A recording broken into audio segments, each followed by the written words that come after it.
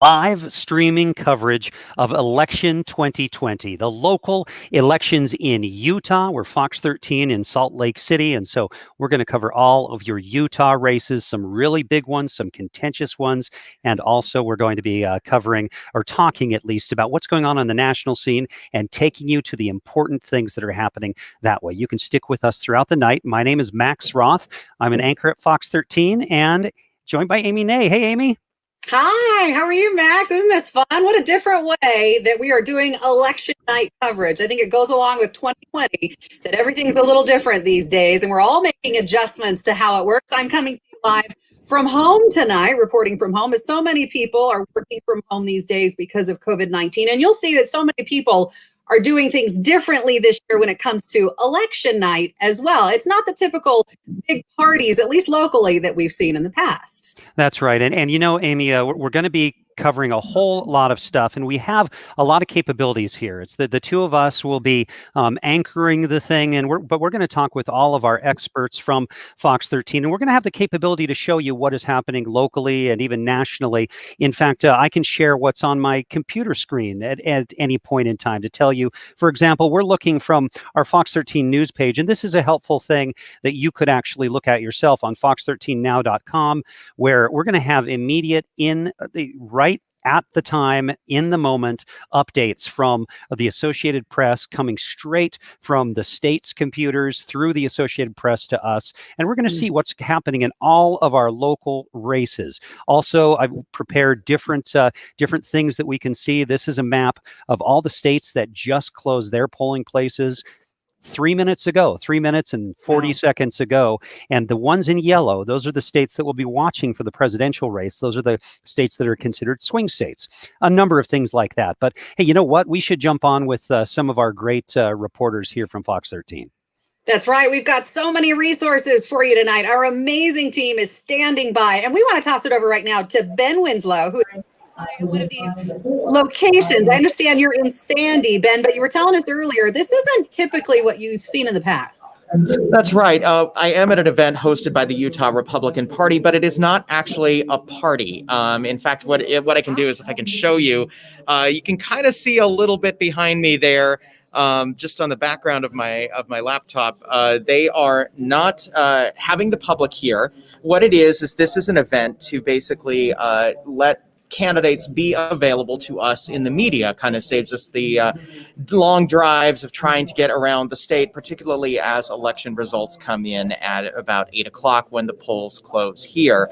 Obviously, this is a big Republican state, a big night for Republicans. They are expecting some big wins tonight, statewide races, as well as they are predicting that, of course, Utah will go to President Trump when the polls close at 8 o'clock. But, you know, there's a lot of down ticket races, a lot of issues on the ballot still to cover, things that could be very much in play. And what we have seen recently is certainly a lot of momentum, even in Utah, strangely enough, for Joe Biden. One of the most recent polls by Y2 Analytics showing him within 7 points of President Trump in this state, which is surprising. But again, a lot of statewide races here. That's why we're here to get this, the input and the reaction from the candidates here, at least from the Republican perspective. I understand the Democrats are having a virtual party tonight that some of my other colleagues are going to be looking at. Yeah, and Ben, I wonder if you could share with us just some of the names of the folks who are going to be there on hand, who you're going to be talking to tonight. Certainly. So the Lieutenant Governor Spencer Cox will not be here. In fact, he's not planning any kind of a party or anything. He will be with his family in Fairview, where he lives, and his family has a farm, watching the election results come in. But we will be talking to him virtually. So, Amy, could you just walk right over to Fairview? Are you are you in Sanpete County tonight? What's that? I'm actually streaming to you live tonight from Sanpete County. So yes, I'm almost there. So you just hop on your bike and you can just head right over and talk to Lieutenant Governor. Right, we got it all covered, right? All the different angles. All right, I just love calling out to our daughter of Sanpete County down there. Ben, I'm sorry I interrupted. So Spencer Cox not there, but a lot of big folks there. Yeah, we are expecting all of the congressional candidates to be here, as well as Salt Lake County Republican mayoral candidate Trent Staggs. So this should be at least a place where we can get reaction from the candidates as the results come in. And certainly one thing the Utah Republican Party watching is certainly the balance of power on the national stage, what that means. Of course, being a heavily Republican state that we are here in Utah, they are waiting to see if there are still majorities in Congress or if they become minorities. And that's something to stay tuned and see. All right, Ben Winslow, and I'm going to, as the night goes on, I'm going to bend your ear a little bit. I've geeked out and I've kind of mapped out some of the legislative races that are kind of interesting and could, with maybe Biden having some coattails in Salt Lake County. We'll see what the movement is like. So it'll be fun to hear what you think about those. And things. our viewers at home are so fortunate. Max and Ben, you're both too humble, but we've got some of the best political reporters around. The resources here at Fox 13 are amazing. I'm honored to be a part of the coverage. We've also got stellar reporters like Lauren Steinbrecher, who's standing by for us right now. Lauren, tell us a little bit about where you are and what you're expecting from what you're covering tonight. Yeah, Max and Amy. So I'm in Davis County right now. In fact, I'm inside a building that some of my colleagues said it looked like I'm in the auto shop.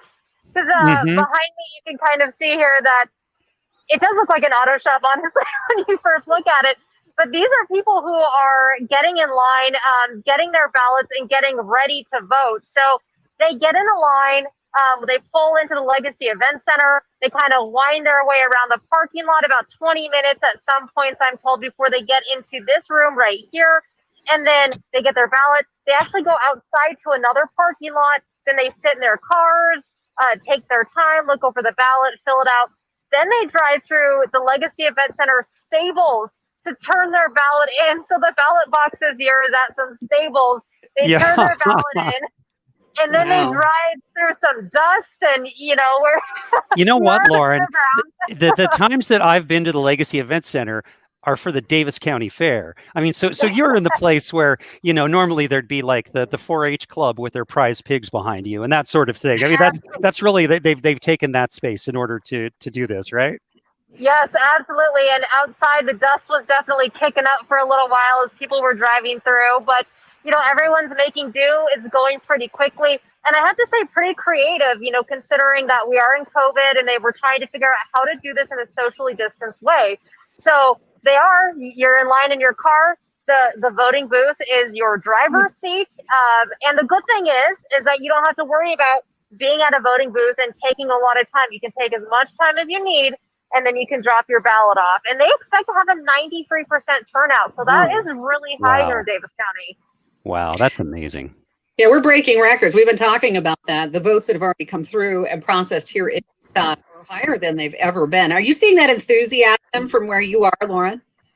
Oh, absolutely. We've got people, driving around with flags off of their cars. People are excited to get out and vote. I talked to one woman who had her group home, her facility, drive her out here, 74 years old, and she made sure to come out here and vote. And they drove her out here. They made a whole big event of it. They were getting ice cream afterwards. So I think everyone is really excited, no matter who you're voting for. They know it's a big election. It's a historical time with COVID, with the candidates we have. We also have some local issues as well that, people are going to want to pay attention to. Yeah, and we're going to cover all of those things. Lauren, thank you so much. We'll come back to you as the night goes on. But it's fun to talk to you. Keep the dust out of your eyes, and if you see a good prize pig, send us a picture. Hey, so we're going to be talking about all those local races, and we're going to go to our experts. And as we do, I wonder though, Jeff Tabbs, our great producer, who's our web guru here at Fox 13, is kind of punching the buttons here. Could you bring up my screen? Because I want to make sure that our viewers know that we're following what's happening with the presidential election, because the polls that are closed right now are national polls, Amy. And so what I'm showing, this is also on the fox13now.com website, and it's really easy to find. You just click onto, in fact, I'll click back and show you exactly how you can. Right. I was going to say, take us from the beginning, because I just did this. And it's amazing, the resources that are right there at our fingertips. So this is our main page. You just type in fox13now.com and then see this giant election results, interactive national and Utah election results. Just click on there and it takes you right here. And these are up to the second results coming in from the Associated Press. And we're lucky to have them here. And what we're finding, Amy, I just want to update our viewers, is that the early states that the president had to hold on to have a fighting chance tonight, because he's been behind in the polls nationally. But those potential swing states that have already closed, he's holding his own in those states. So Florida is leaning his way. So is Georgia. And so is North Carolina. Those are the three big ones where it looked like Joe Biden could take them possibly. And if he took any one of those, then it would be hard for the president to have a path to win this election. Right now, the president's looking good in all of those. Now, on this map, the AP is updating the actual votes on here, and it shows Joe Biden leading in North Carolina. But I'm also watching other things, like this is the New York Times, and they have these needles that kind of show what the probability is of a win. And they're showing that North Carolina is tilting towards President Trump, not that much, not as much as Georgia, and Florida, they think, is really almost in the bag for the president at this point. So it's going to be interesting to watch. But we saw that in the last election too, where it looked like it was in the bag for Hillary Clinton, and then it just started going the other way slowly. So we'll see how that goes as the night goes on. But I just wanted to share those things before we go to our other. We have Hailey Higgins here. Hailey Higgins is standing by for us right now. Hailey, you've been kind of maneuvering and changing locations. Tell us where you are right now and what's going on your end. Well, I need to tell you, first of all, I'm going to kind of whisper because of where we are at. It's very quiet, and I don't want to bother what all of these people are doing, but I need to give you a look because this is really cool. We are kind of in the belly of the beast as far as Salt Lake County elections are going. And right behind me in this glass room that has a locked door, this is where the ballots are being counted. And then over here behind me, this is kind of a final stop here for ballots that have already had their signatures verified. And then they're going through here and getting them ready to go into this room that's behind me.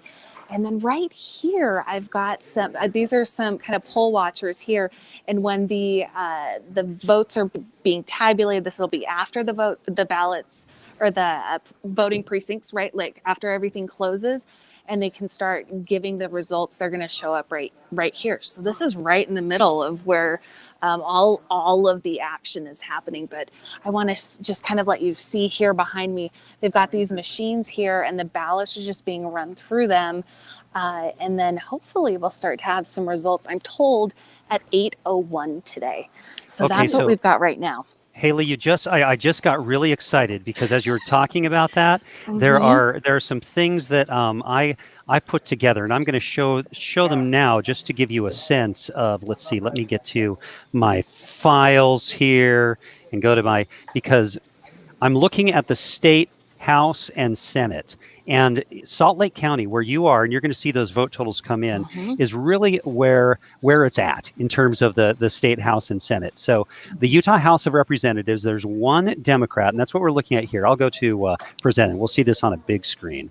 So there is one representative who's a Democrat outside of Salt Lake County, and that's Lawana Shurtleff, and she's up there, that blue marker up in Weber County. But then we zoom into Salt Lake County, where, Hailey, you're going to be paying attention. And every other Democrat who's in the State House of Representatives are these blue markers. There are 15 of them in Salt Lake County. And you can see how they've kind of taken over the Northwest and then swooping around all the way through the North and East. And then there are a whole bunch of Republicans here. And that's really, it almost looks like some kind of, goofy war game battlefield or something with the different markers there. But you get a sense of where the real clash is happening in Utah politics, where there is a real party division, where there's that play back and forth between the parties. So it'll be interesting to see what happens in the races specifically in Salt Lake County, and Max, we'll be looking at the others too. That looks a little bit like Battleship. It does, doesn't it? Did I sink the aircraft carrier? I don't know. Yeah, I'll escape from there, and we're not going to geek out too much on that, but it's fun to think about. At least, I think so. Yeah. No, that's what we're here for. It's pretty neat. Hailey, who else is there with you? I mean, there's quite a few people in that room behind you. So this is just all of the election support staff. And there are dozens of people here who are working very quietly, which is why I'm still whispering a little bit. And there's several rooms, kind of so we saw where the ballots, depending on where you had them, where you dropped it off, whether it was at a voting location or whether a drop box, those come in and then they get processed.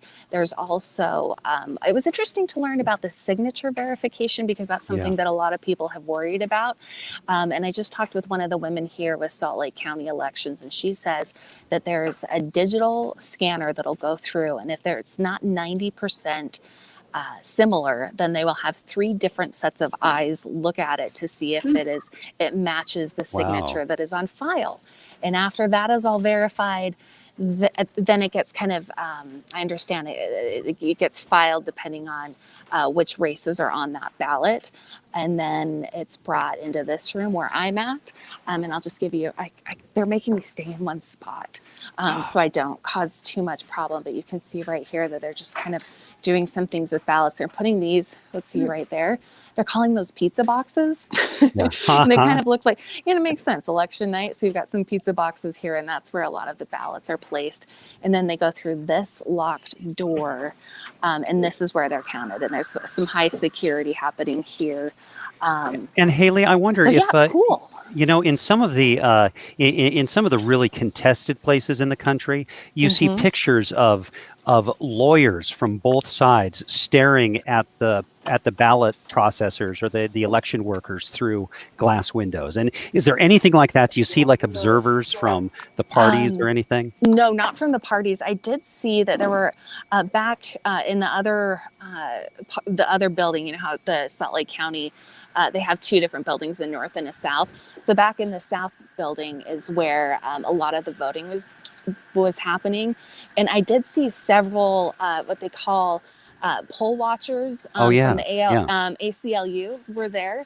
And I talked to them, and they, I said, hey, is everything on the up and up? Are you seeing anything that concerns you? And they said, no, everything was going fine, at least at this location in Salt Lake County. But there are 59 polling places where people can cast ballots today. But though all those ballots, here, I've got some numbers right here. So far, these folks in this room have processed over 460,000 ballots. And just since noon, they have processed about 30,000 ballots. So they are hopping in here. Wow. Busy. It's going to be a busy night there, Hailey. Thank you so much. And we're going to check back in with Hailey. We do want to jump on over to Diego. You see him there on your screen now. Diego, looks pretty dark and ominous out there tonight. It is. How's it looking for you out there tonight? I feel like I have. Where are you? Tell us where you are and what you're covering. I'm over at the West Valley City Hall location right now, where there's both a ballot drop box as well as an in-person polling location right now, with just about 40 minutes left until the polls closed. I'm standing outside right now. That's why I kind of have a Halloween vibe going on with this kind of weird lighting right now. But you can see behind me, if you can see, there are some cars still right now. We had some election officials just come by and change out the ballots from the ballot box location as well. There's been a steady line, and I've been hopping around to a bunch of the different locations on the west side of Salt Lake County, West Jordan, Kearns, and here at West Valley City. And I've seen a ton of people voting today. There's been a lot of cars nonstop at all of these ballot drop box locations, and a lot of people really excited to vote. I've seen a ton of people taking pictures, putting their ballots into those drop boxes.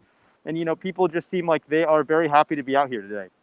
Yeah, Diego, I just brought up on my computer a map of the 4th Congressional District, because it's one of those things where when we have seen nonstop until today. I think it was probably such a relief to so many people to not have the Burgess Owens, Ben McAdams ads on TV, although I'm sure that our executives here at the station appreciated all the revenue. But in terms of that race, you're actually in that 4th Congressional District where the folks who are dropping off ballots there, most of them in West Valley City, would be constituents of Ben McAdams now, and Burgess Owens wants to be their congressman, and I just wanted to show that that's a lot of people don't realize that that the district goes that far north into Salt Lake County to where you are, because we think of it kind of as the Utah County District or one of the Utah County districts, but really a lot more people in Salt Lake County, from West Valley City through West Jordan, Taylorsville, Harriman, down into the western side of Utah County. So did you have a chance to talk to any people? Did they tell you what they were thinking as they were dropping their ballots? I spoke to a couple people today, and they were, one, excited to be dropping off their ballots, but the focus really for the people that I spoke to was the presidential election, which I think is the focus for a ton of people, not just in Utah, but nationwide. That 4th congressional district is going to be a big one here in the state of Utah. So it's going to be interesting to stay tuned to Fox 13 as updates continue to come in on that, as well as we get closer and closer to that 8 p.m. poll close deadline here in about the next 38 minutes. But as I said, here in West Valley City, there's been a small line about 30 minutes ago up these stairs that are behind me. You can't really see them right now, but there was maybe a queue of about 10 or 15 people who are waiting to get in to vote in person. But now that has trickled down to absolutely nothing. But that doesn't mean that people are still aren't coming to vote in person. There's still plenty of cars moving through here in line to drop off their ballots or head upstairs to go do in-person voting. All right. All right, Well, it'll be interesting. Romo, thank you, live from West Valley City for us. And Max, we want to mention to our viewers, you're busy tonight.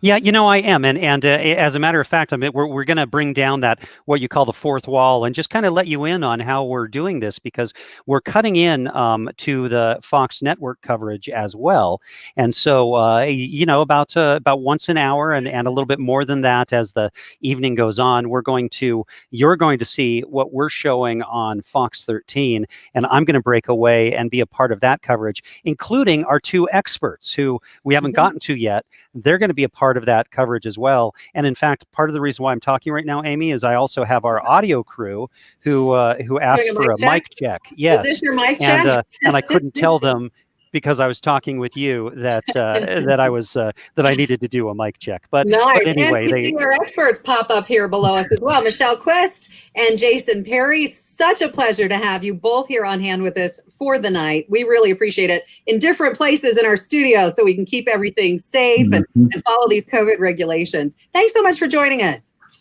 Welcome. Yeah. You're welcome. Good to be Glad here. to be with you. It'd be nice to be in Fairview, but this the annex at Fox 13 is great.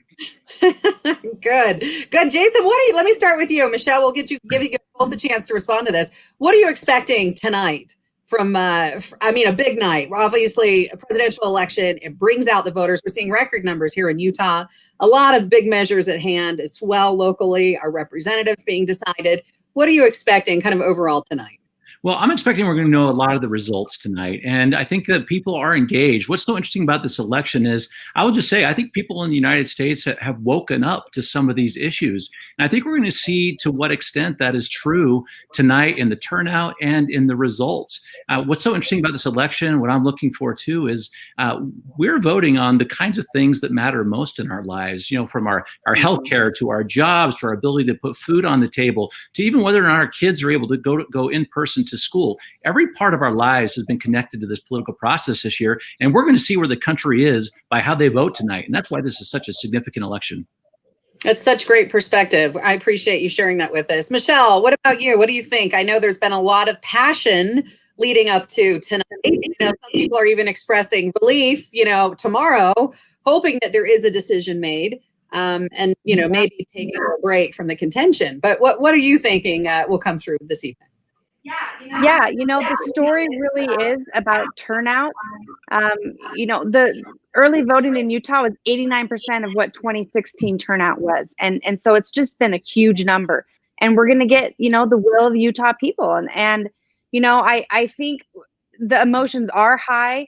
Everyone thought that this election was going to be about impeachment.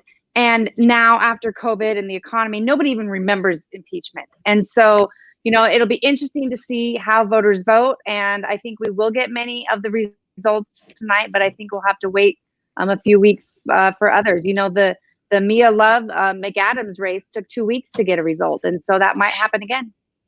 Yeah, I know. It's an interesting process. We could be here for a while this evening. This could still take some time. I know. Uh-oh, we're having a little tricky time. We're glad you're staying with us with this system. It's a little new, how we're doing things. Election night is very different.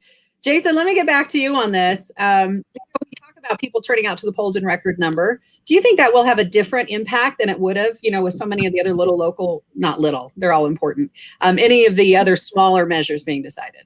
Well, it's going to have a huge impact. And we know this is true because of what we saw in the last election cycle. For example, when Ben McAdams was running for office, he had the benefit of a lot of headwinds that were with him, but mostly the tailwinds, things like medical marijuana and things like that really drove people to the ballot box. And because they did that, these measures not only passed, but it propelled him forward even more there as well. So we have 7 constitutional amendments. We've got some big races. Not too many of them are really that close right now. We have a couple that are, but the fact that we have so many people participating is going to change the results of this election, particularly on those ballot measures and on CD4.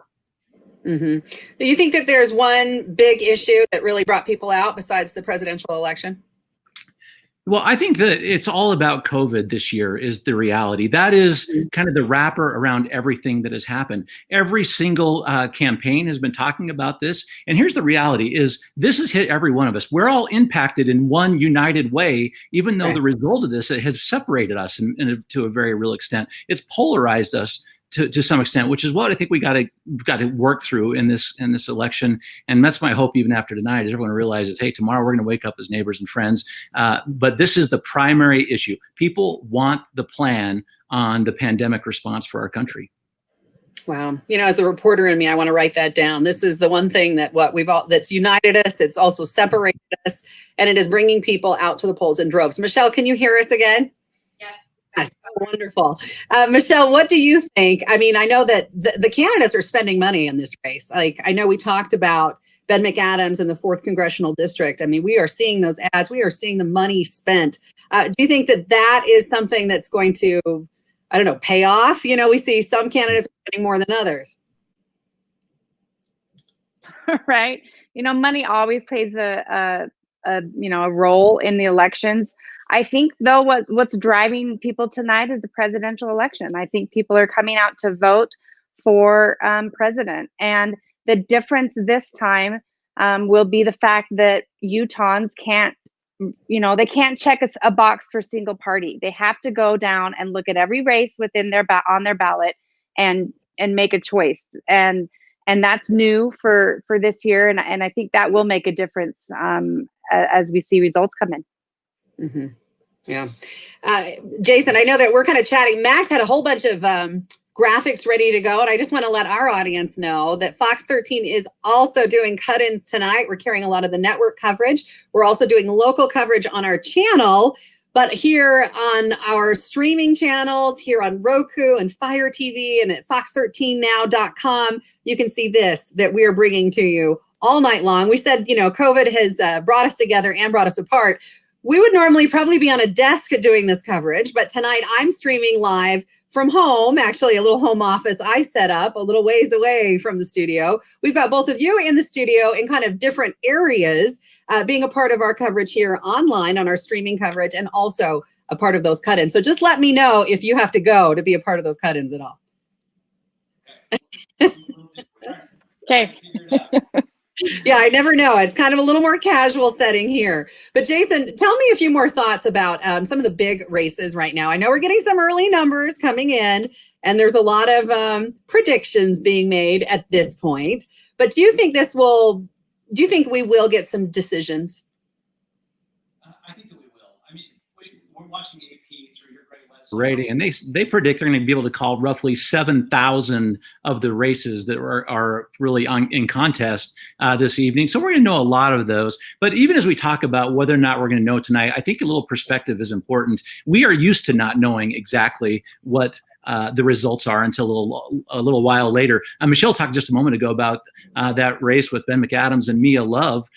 We took 2 weeks before we knew what the results of that one were, and we're going to take a little time. It's just that we forgot the pain and the frustration not knowing last time. But we're not going to know all the races. It's going to be hard to know the presidential race, maybe, but we'll know what the path to victory might be and just how close one of these candidates is. I think we're going to know more than we were thinking tonight. Yeah. Okay. Overall, do you have one word to predict tonight? What do you think? Both of you. One word. What do you think will happen this evening? Well, I'm going to say roller coaster. You said one word. I'm going to do 2 words. Roller coaster is what we're going to have tonight. Roller coaster. I have to look that up in a dictionary, see if that's one or two. Yeah, I think you got a good one there. We're all on a wild ride. Even for 2020, roller coaster is a good description for this year and for tonight. Michelle. I'm actually going to say unsurprising. I think that the results are gonna be what polls have been showing. Okay. Wow. I know, it's surprising. All right, and we're Not, all night long. We're going to keep you up to date on that. We've got so many different resources. We are so glad that the two of you are sharing your time with us tonight. So thank you. And I missed the whole thing.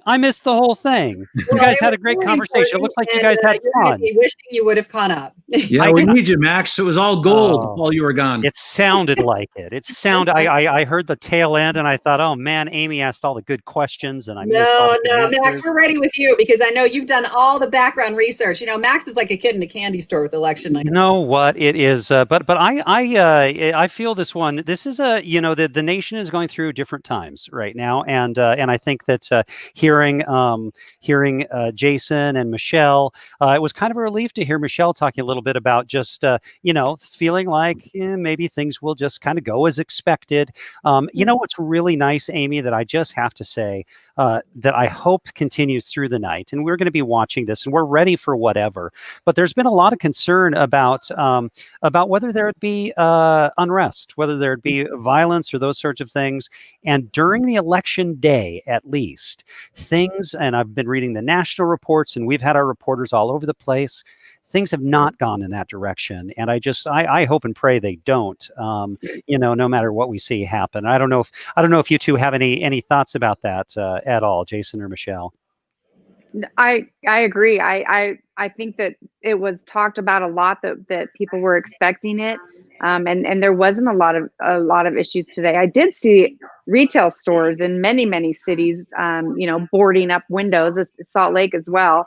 And, that's always disconcerting to see. So I think they're taking precautions, but I didn't see anything today. Yeah, I didn't see anything either. I think that's interesting that as we got ready for election night around the country in some spots, everyone started getting ready for these mass protests and, some civil discourse of some sort, that was mostly on the negative side, but I'm not seeing it. And this often happens on these election nights. It becomes this really huge battle going into the night and everyone's expecting the absolute worst. But we don't see it that often. Some pockets we're going to see it. There's going to be some people tonight that are not satisfied and they may find some ways to show it. But the reality is even right now through our entire election process, all across the country, we've seen a smooth order of business. And that is refreshing to see and it's exactly what we want to see. Absolutely. You want to see the process be carried through and to have a fair election, 100%. Yeah, but precautions are being taken.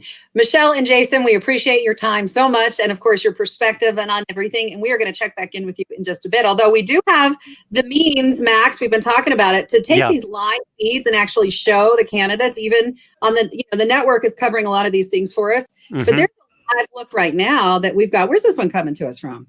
Let's take a look. It's let's see. We're looking at a satellite feed, and I'm guessing because it's outside and because they're watching MSNBC, I'm guessing it's Delaware. I think we're looking at the Biden headquarters. Yeah, this is the Biden headquarters. So we've been talking with national reporters there from Wilmington, Delaware, where Biden is, and where if there's a speech to make tonight, whether it's an acceptance or a concession speech, that's where he would be. And they're doing what they've been doing in all these campaign rallies. It's been one of those distinct differences in the campaign that their rallies have been car rallies. Like you hear them speaking, you hear Joe Biden speaking or former President Barack Obama speaking, and instead of clapping, you hear car horns honking because it's their way of doing those things while being socially distant. And so that's what we're seeing there in Wilmington, Delaware. It's called the Chase Center. Delaware is kind of, You know how every single time you get a credit card application, it's from Delaware?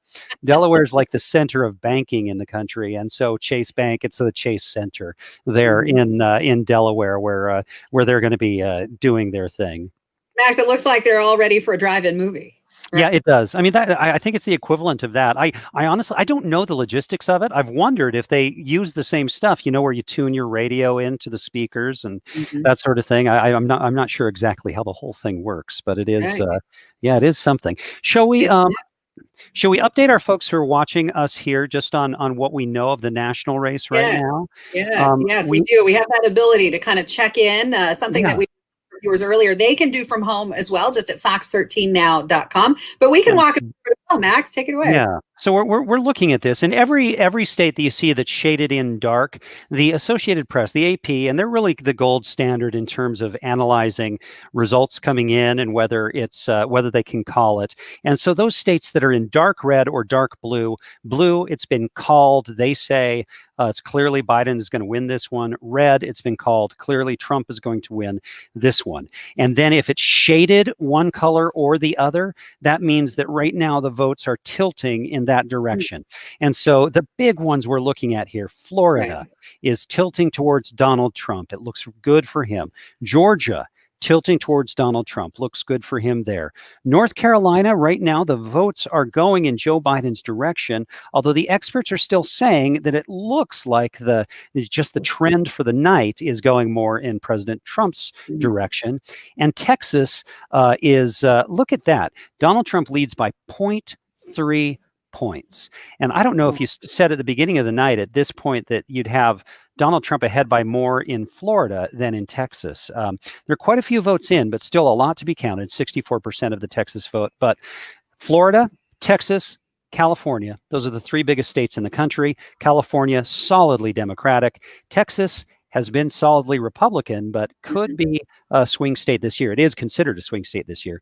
But then you see Illinois, big state that's been called for Biden. Trump really carried this interior where you've got, Kentucky and Tennessee, and then the Gulf states here and Arkansas and Oklahoma. But we're just going to have to wait and see. Now, Colorado has become a more consistently Democratic state, and they're likely to pick up a Senate seat in Colorado as well. So that's what we're seeing on the national stage, and we'll keep watching that to let you know. Right now, Joe Biden with more projected points as of now, but the things that Donald Trump would have to have happen to stay in the race because he's at a disadvantage going in, those things are happening right now. He still has a path. All right, we'll keep watching. In the meantime, we want to take you to our local reporters because we are out there ready to go. John Franke is joining us. Hi, John. So great to have you join us tonight. Obviously, you're outside where it's dark, but at least maybe not too cold. Yeah, hey guys, hope you can hear me. But I'm in Saratoga Springs in Utah County. And if you'll recall, 2018, Saratoga Springs was the epicenter of what you don't want in an election. Back in 2018, the lines here at the polling spot were about 3 hours. It was a cold night. In fact, the lines were so long, people had to wait outside, that election officials brought in some of those heaters to keep people warm as they waited outside on that bitterly cold night. Well, after that, when Utah County was known for its election mishaps in 2018, a new county clerk came in, brought some new ideas along, and here we have Saratoga Springs, the parking lot. There's a few cars waiting to get their ballots. As I try to hold the camera straight, excuse me there, but you can see there aren't many cars left with about 20 minutes to go before the polls close. And there are no lines outside, and things from what we are hearing from voters are running very smoothly. This afternoon, it was about a 15-minute wait. The process is you drive in, scan a code, and then you wait in your car. You get texted to come inside, get a ballot. You get your ballot, come back out to your car, fill it out in your car. So your car is essentially your voting booth, and then you just drive around the corner to the ballot drop box and drop off your ballots. And that was a smooth process all day. 15-minute wait about 4 or 5 o'clock this afternoon. As of now, voters telling us it's about 30 to 40 minutes. But again, as I see cars driving out of this parking lot and cars not coming in anymore, I think the waits now are pretty smooth, and people will not be here 3 hours after the polls close waiting to cast their ballots. So I know the folks in Utah County, Amelia Powers Gardner, the new clerk here, will be very proud by what's happened here in Saratoga Springs. And at last check, Utah County's voter turnout was over 81%, and that was about at 5:45 tonight. So I can imagine that has definitely gone up as more cars come in here. Utah County has 8 in-person polling locations to choose from tonight.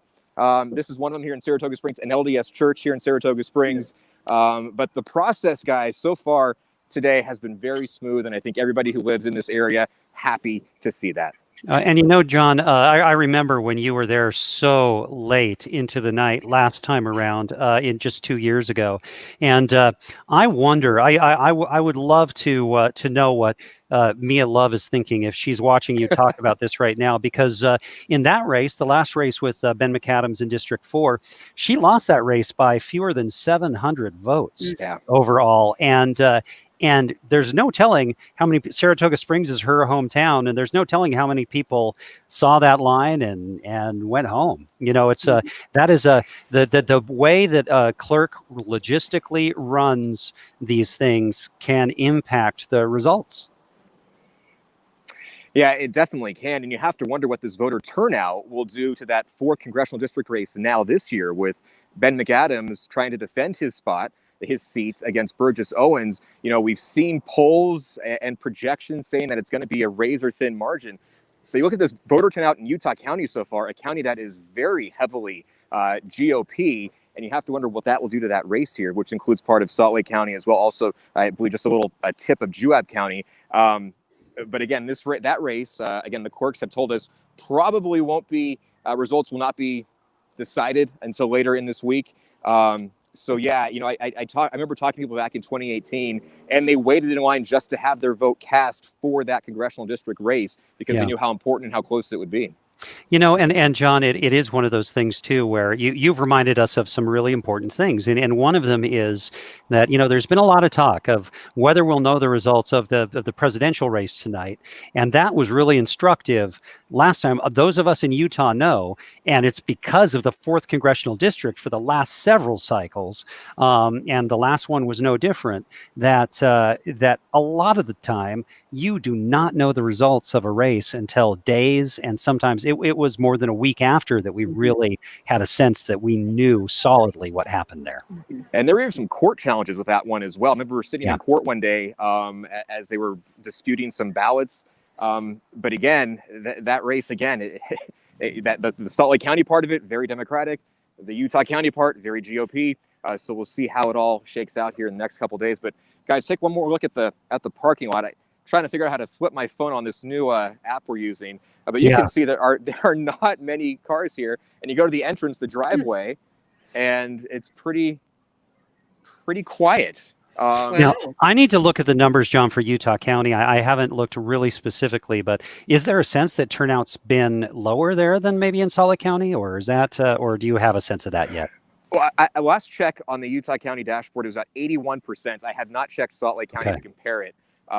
But 81% here, and that's pretty high. That's pretty high. Yeah, and I think it was a 75% of registered voters who are Republican have cast their ballots as well. So, not to put down Utah County. I mean, one of the reasons that they tend to have lower turnout is because they don't have a lot of competitive races. The District 4 is the exception, but just because it is so heavily GOP that there isn't a whole lot of stiff competition in Utah County for these races. So it's competition that brings out voters.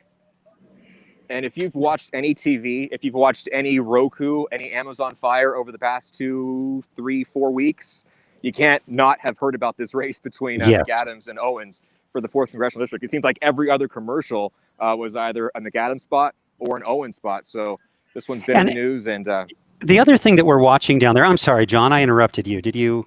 No. Oh, I was.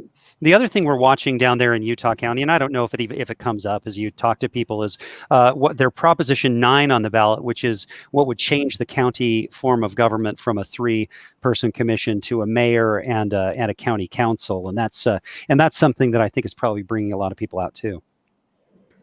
Yeah, the voters I've spoken with, I've asked them that question: what's your most important issue on the ballot? I would say most have said it's actually the president. That's why they're out here. And then also the congressional district. We've talked to some first-time voters. I talked to one young woman a second ago, and she said she missed the last couple elections, but she wanted to feel like she was a part of something this time, and that's why she came out to vote here tonight after her work. And she was one of the last voters to come in. And again, one car just coming in right now behind us.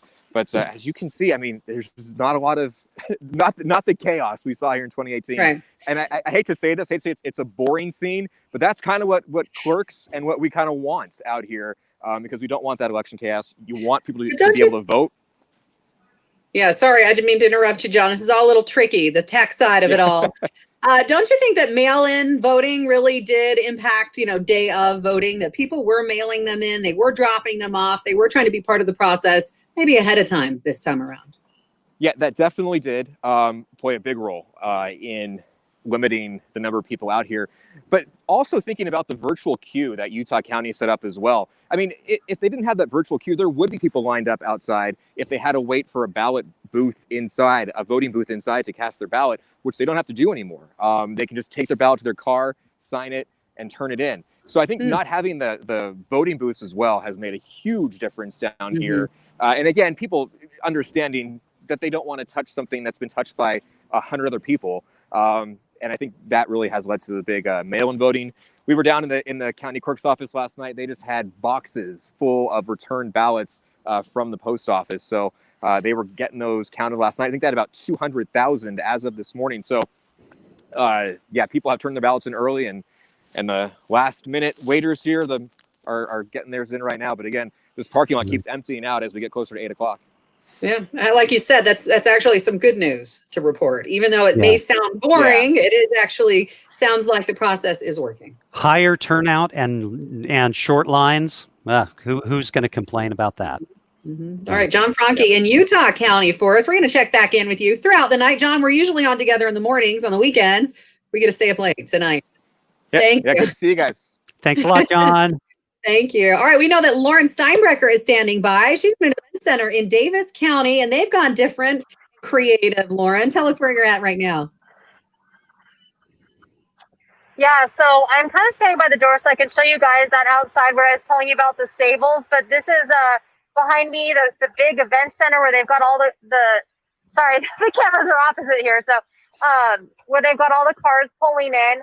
And then if we go outside, I can show you guys kind of the area that they have everybody drive through. They have people come out here and then park, and then from there they drive through the stables and actually vote, cast their ballots, give their ballot to a volunteer. So that's kind of what we have going on here. Coming to the county fairgrounds to vote in your car, driving through the dirt, kicking up dust. And then we have people who are coming in still. I mean, 12 minutes before the polls close, and they told us they are going to let people in the parking lot up until 8 o'clock. Then they shut the gates. So we are seeing people who are pulling in. I imagine left their house and said, "Quick, we got to make it there." So yeah, I'm very surprised at the number of people we have in here right now. Yeah, it's it's just. They figured this all out in this strange year. I mean, this is not something where it's amazing that it's running so smoothly, because this is not something that they had a test run on. Oh, absolutely. And the interesting thing about volunteers, I thought they would need more volunteers here, because we've got, lots of people who are here in this area, tons of volunteers, but they actually told me it's the same number of volunteers. They just concentrated everybody in this one spot because they didn't need people out at different polls and things like that. And so it's all just here, and they've been here all day long. But they've really been making this process smooth, and people who thought they would end up being in line, I think it's a little deceiving because everyone's in their cars. So the line seems longer than it really is because there's so much distance between people. Lauren, you've done a little political reporting in your day, covered a number of elections. What are you expecting for tonight? I know it's been a very polarizing race when you get a presidential election in the mix. What are you expecting for tonight and what we're seeing here as Americans? I think it really depends county by county. In Utah, we have different areas that have different makeups of voters with different leanings. And I think we'll probably see maybe what you would expect in some of those areas. I am more interested in some of these local elections, these local things. I did a story yesterday on some of the ballot issues, and down in Millard County, they're voting to potentially ban pig farms, which I thought was interesting. So I think that'll be something to watch. If they ban pig farms or not. Or up in Weber County, they're voting to incorporate an entirely new city. So those are kind of the races that or the issues that interested me more, just because they are things that people will see immediately in their community, and you just never know what people think about that. And they do have big opinions on what they think. I'm walking right now out to the front to see how the line is doing. Oh, great. I love that you bring up that Millard County issue, because, I was reading about that. The Utah Farm Bureau was putting out some stuff about that. And you kind of think that, there's real complexity in these issues. Just because it's a small county doesn't mean small issues. And it doesn't mean that people aren't thinking through so many perspectives on all sides, because, agriculture, clearly important. Pig farms are big business in parts of Utah. You think about the Milford area and Millard County too. But there's a genuine controversy there, and people with good points of view on both sides. Really interesting stuff. Yeah, and you mentioned, those are issues that people will notice immediately. I know even in Sanpete County and another that they are considering a RAP. That's on the ballot for them as well, where they're setting aside money for recreation, arts, and parks. Oh, so they're not going to, the county commission is not going to have an official county rap? Like a song? No, I don't think it's actually music. Okay. I did get the 1/10 of a cent, and actually Summit County is doing the same thing. Though there's differences where I think Sanpete, that's just looking at Mount Pleasant, it sounds like, but all purchases in Mount Pleasant, whereas Summit County is just on certain goods. So yeah, and those are the things that I think at a local level, you will notice much more, in your daily life. Right. And these things really matter. I know some people think, my vote doesn't matter when it comes to the presidential election. Utah goes red. Why would I even turn out? But you are making decisions to represent you on the issues that are important to you, on your tax dollars and how they're being spent. So these are so important elections, and it's really actually nice that a presidential election brings out the voters. Absolutely. And I'm outside right now, so I'm gonna pull my mask down, but we actually don't have sorry, I keep turning my phone the wrong way, but we don't have anyone who's really driving in right now. We have some sheriff's deputies. They've been out here directing traffic and telling people where to go, but I'm seeing a few cars that are pulling in right now, but it looks like 7 minutes now before the polls close, there are those last few people who are making it in.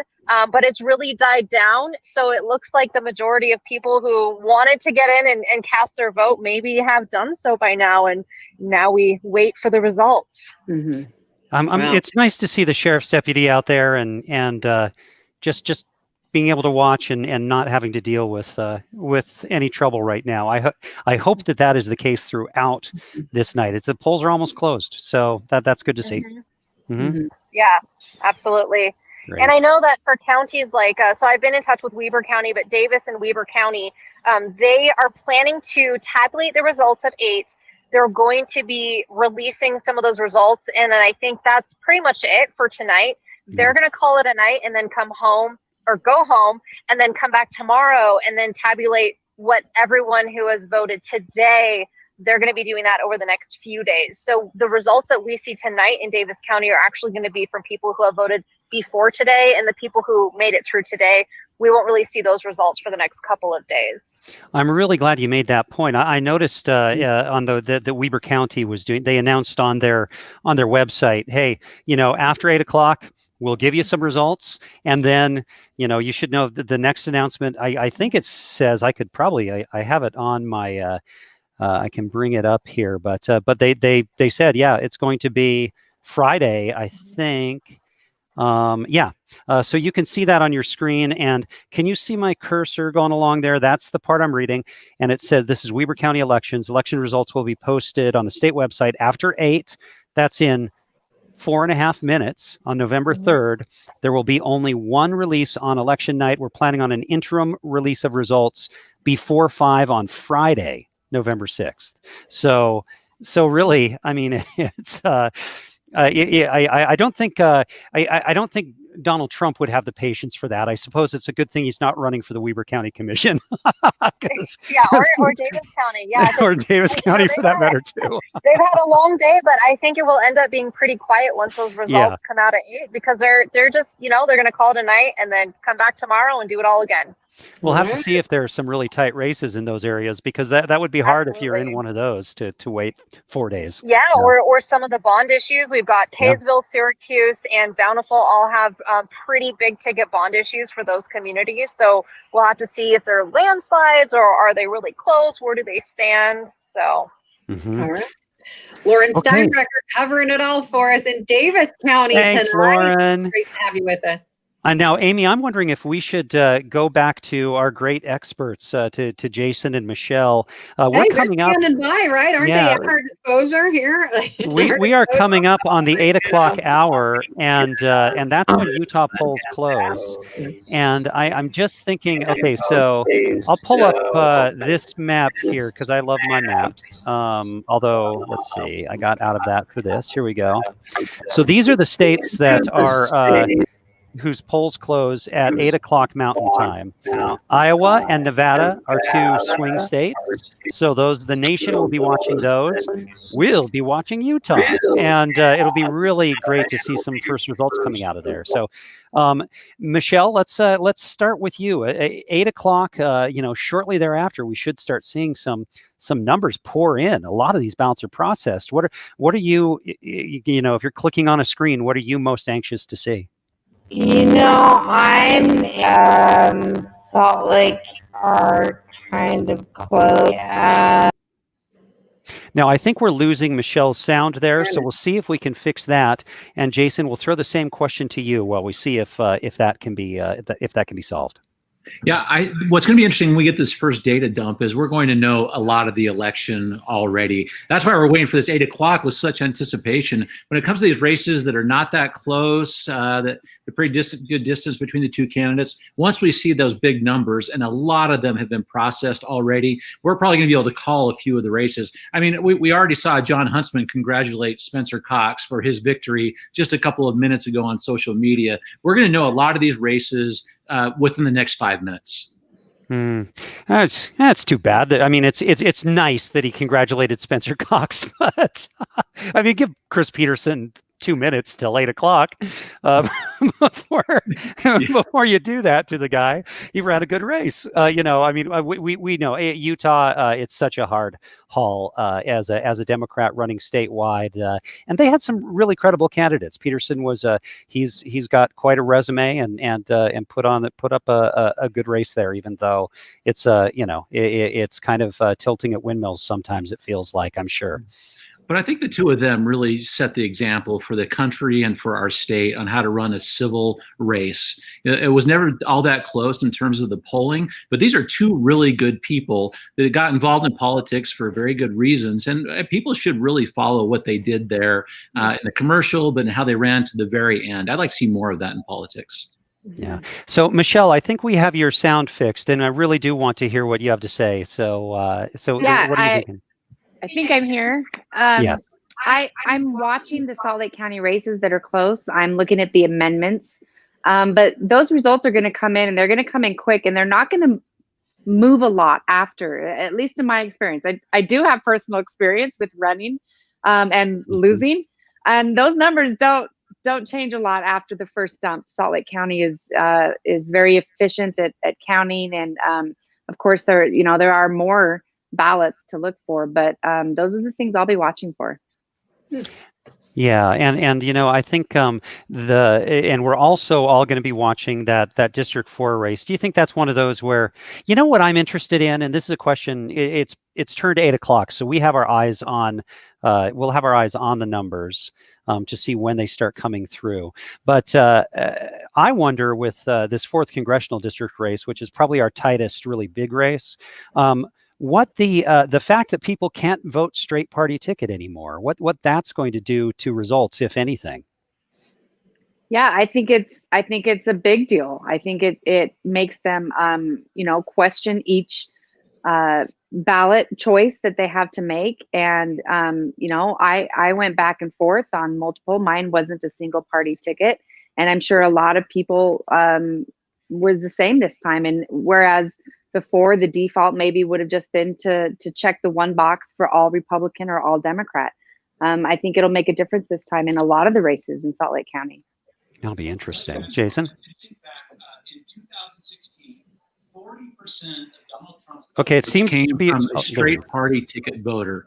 That's a pretty big number. So if you don't have that, I think Michelle's exactly right. If people have to not just say, I'm just voting Republicans and anyone that comes with it, but they actually have to do a gut check on who they're voting with, it does change the dynamics a little bit. And I think it changes the vote a little bit.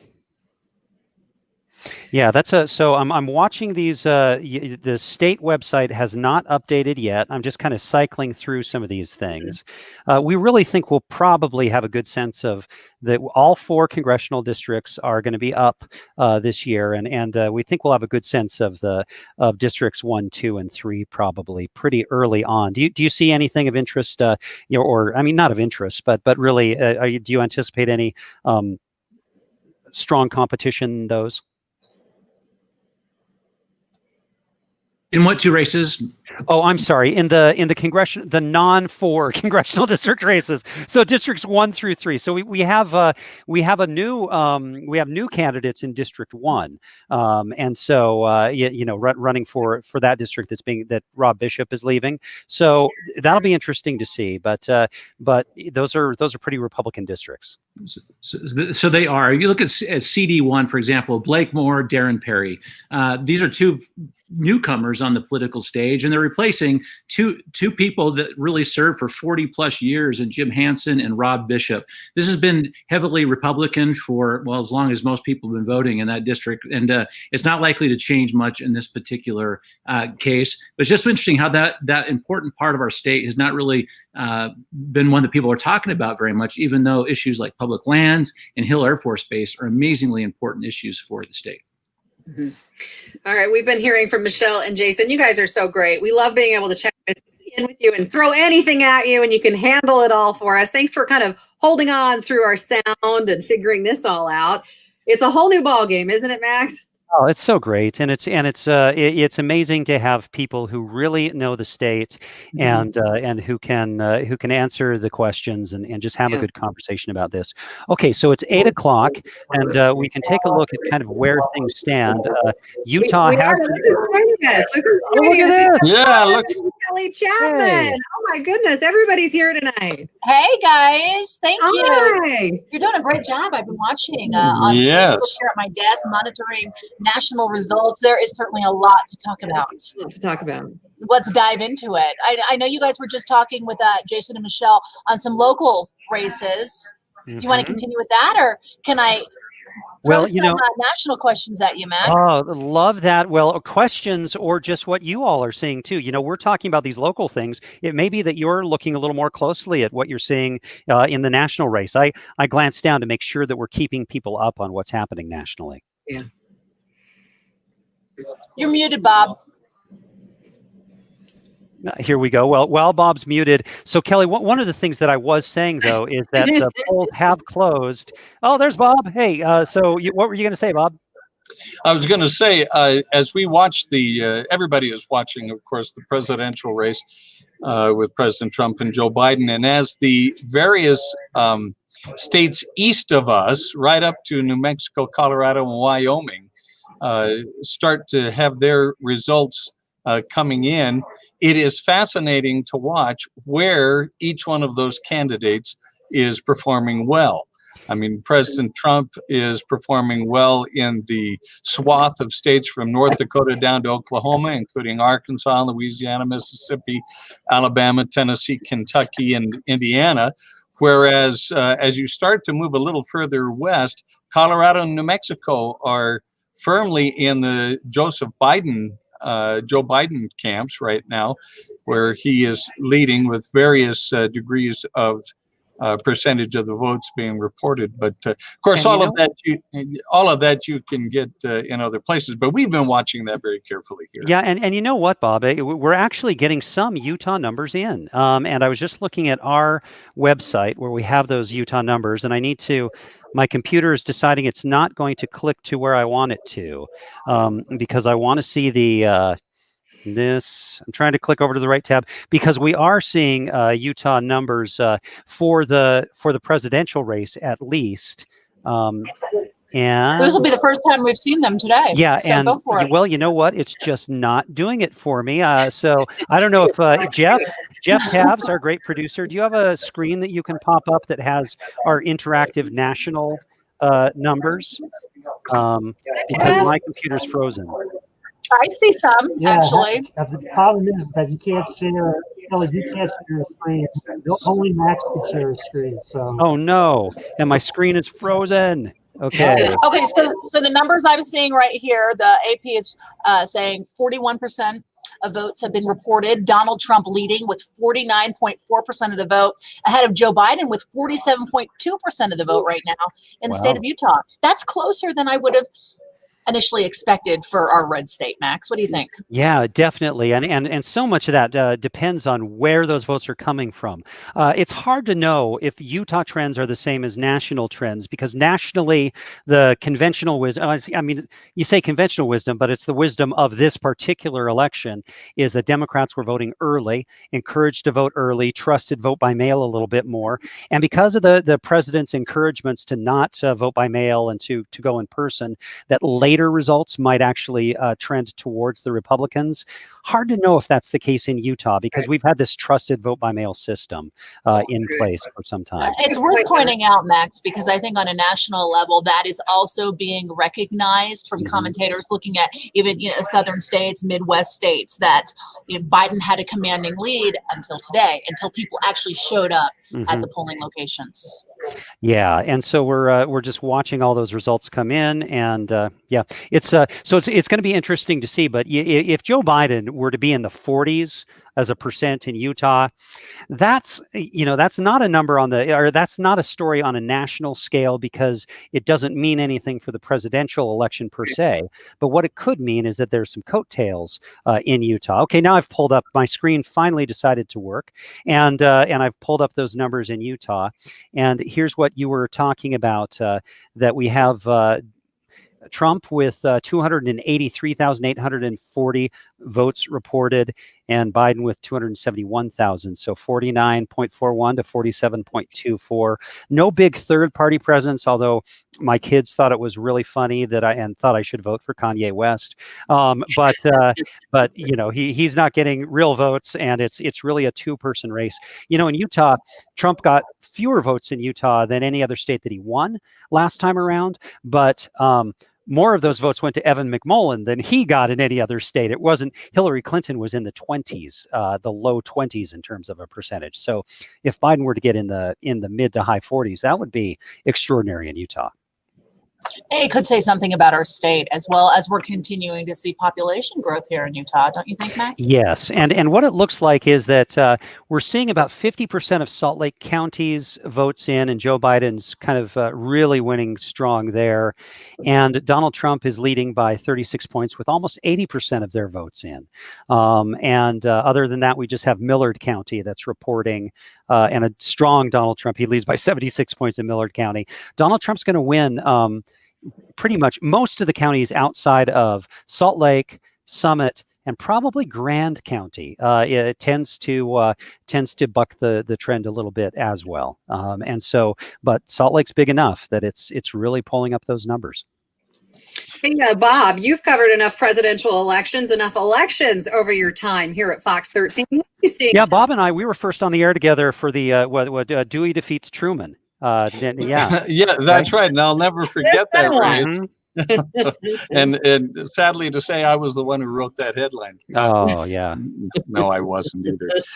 One of the things, though, Max, I wanted to bring up, and this has to do far more with the local races, the legislature. We have seen, this is probably one of the most tumultuous election cycles that I think the Utah legislature has seen. And the reason I say that is because we've had medical marijuana, we've had tax reform, and we've had this kind of general feeling from voters that the legislature just hasn't been listening to them. And when you see people like Lyle Hilliard, who has been in the legislature for 40 some years, close to 40 years, if not 40. And you see other folks like Brad Daw.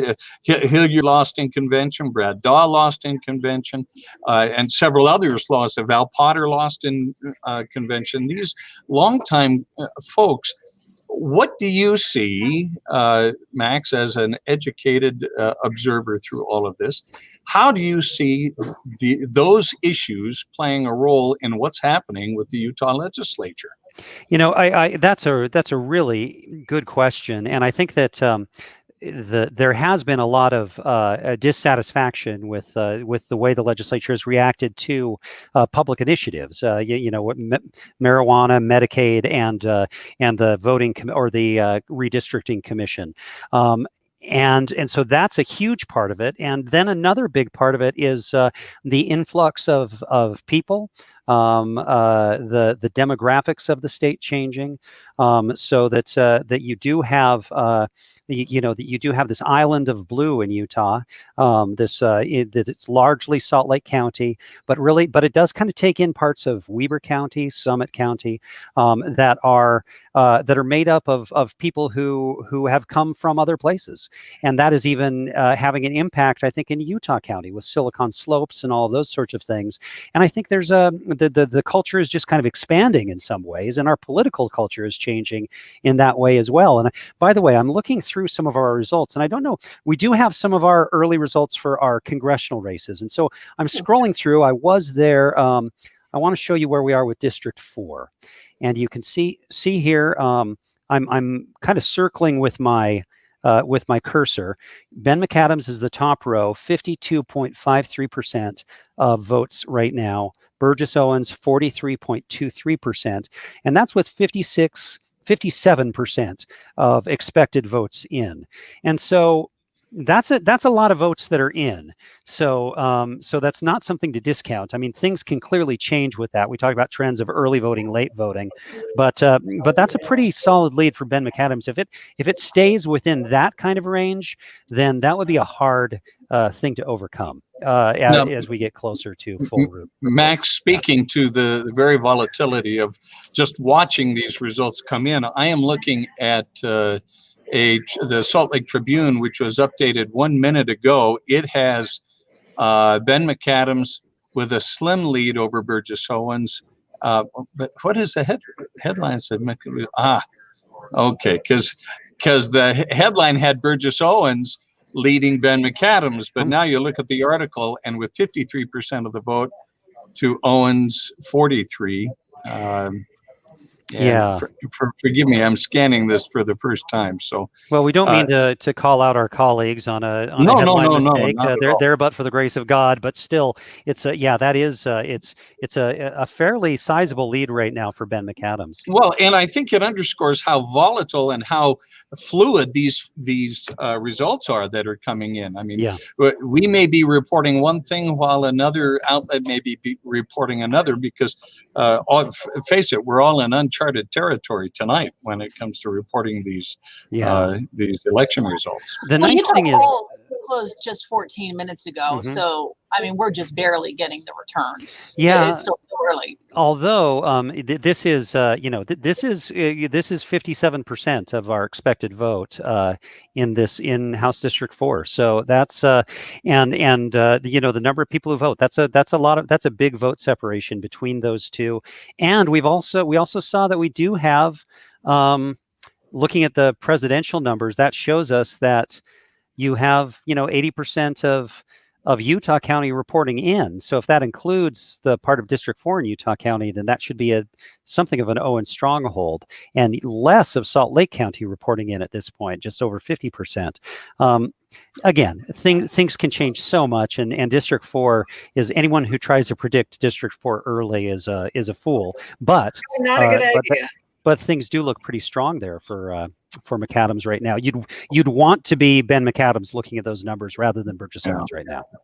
Yeah, Hey, we're going to following these numbers. I'm getting a note from the producer that we've got reporters standing by tonight. Bob, I didn't mean to break you up, though. Well, just before we go to the reporters, let me just tell you what the New York Times is reporting about Utah right now. With 29% of the estimated votes reported, Joe Biden is now it's neck and neck.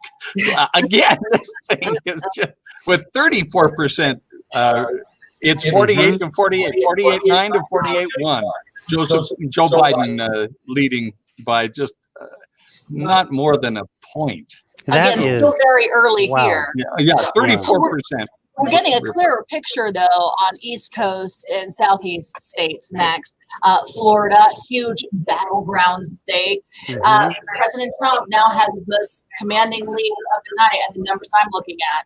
Yeah, you know, that's and there's the different scenarios that you look at with the presidential race. He had to have Florida. He loses Florida, it's pretty much the race. And then there's Georgia and North Carolina, which look like they're trending in his direction too, and he had to have those. So what we need to see now is that makes for Biden. He has to win the Midwest, Wisconsin, Michigan, biggest one, Pennsylvania. Yeah. All right, Ben now is following all this for us, and also following what's going on with the GOP here in Utah from Sandy. Ben. Well, we are starting to see some candidates arrive. I'll just step out of the way, and you can kind of see, again, the physically distant event gathering that they are having here in Sandy. Again, it is not a party. It is just a place where candidates can be interviewed by the media. We're starting to see some candidates trickle in. Congressman John Curtis just walked in, obviously feeling very excited about the results that he's getting, and the latest results for 3rd Congressional District, I believe, showing him ahead with almost 68% of the vote so far for this race. The AP just called the Utah governor's race for Spencer Cox, and declaring him the winner against Chris Peterson. I'm going to just look here, and we have some new information from the state elections office with Cache and Salt Lake County posting their results within the last 10 minutes. Box Elder County, Tooele County, and now Washington County posting their results. So those will be populating into the results that we've been showing you shortly here. And if you haven't gotten to it yet, I did want to just kind of run down some of the ballot propositions that are here. Constitutional Amendment A, which was gender neutral language, winning with 61, at least right now, based upon the results we have right now, almost 62% of the vote. Constitutional Amendment C, which was slavery, to remove references to slavery from the Utah Constitution. Right now, that is very comfortably ahead at almost 83% of the vote. Constitutional Amendment E, which is the right to hunt and fish, at 72% of the vote in favor of that.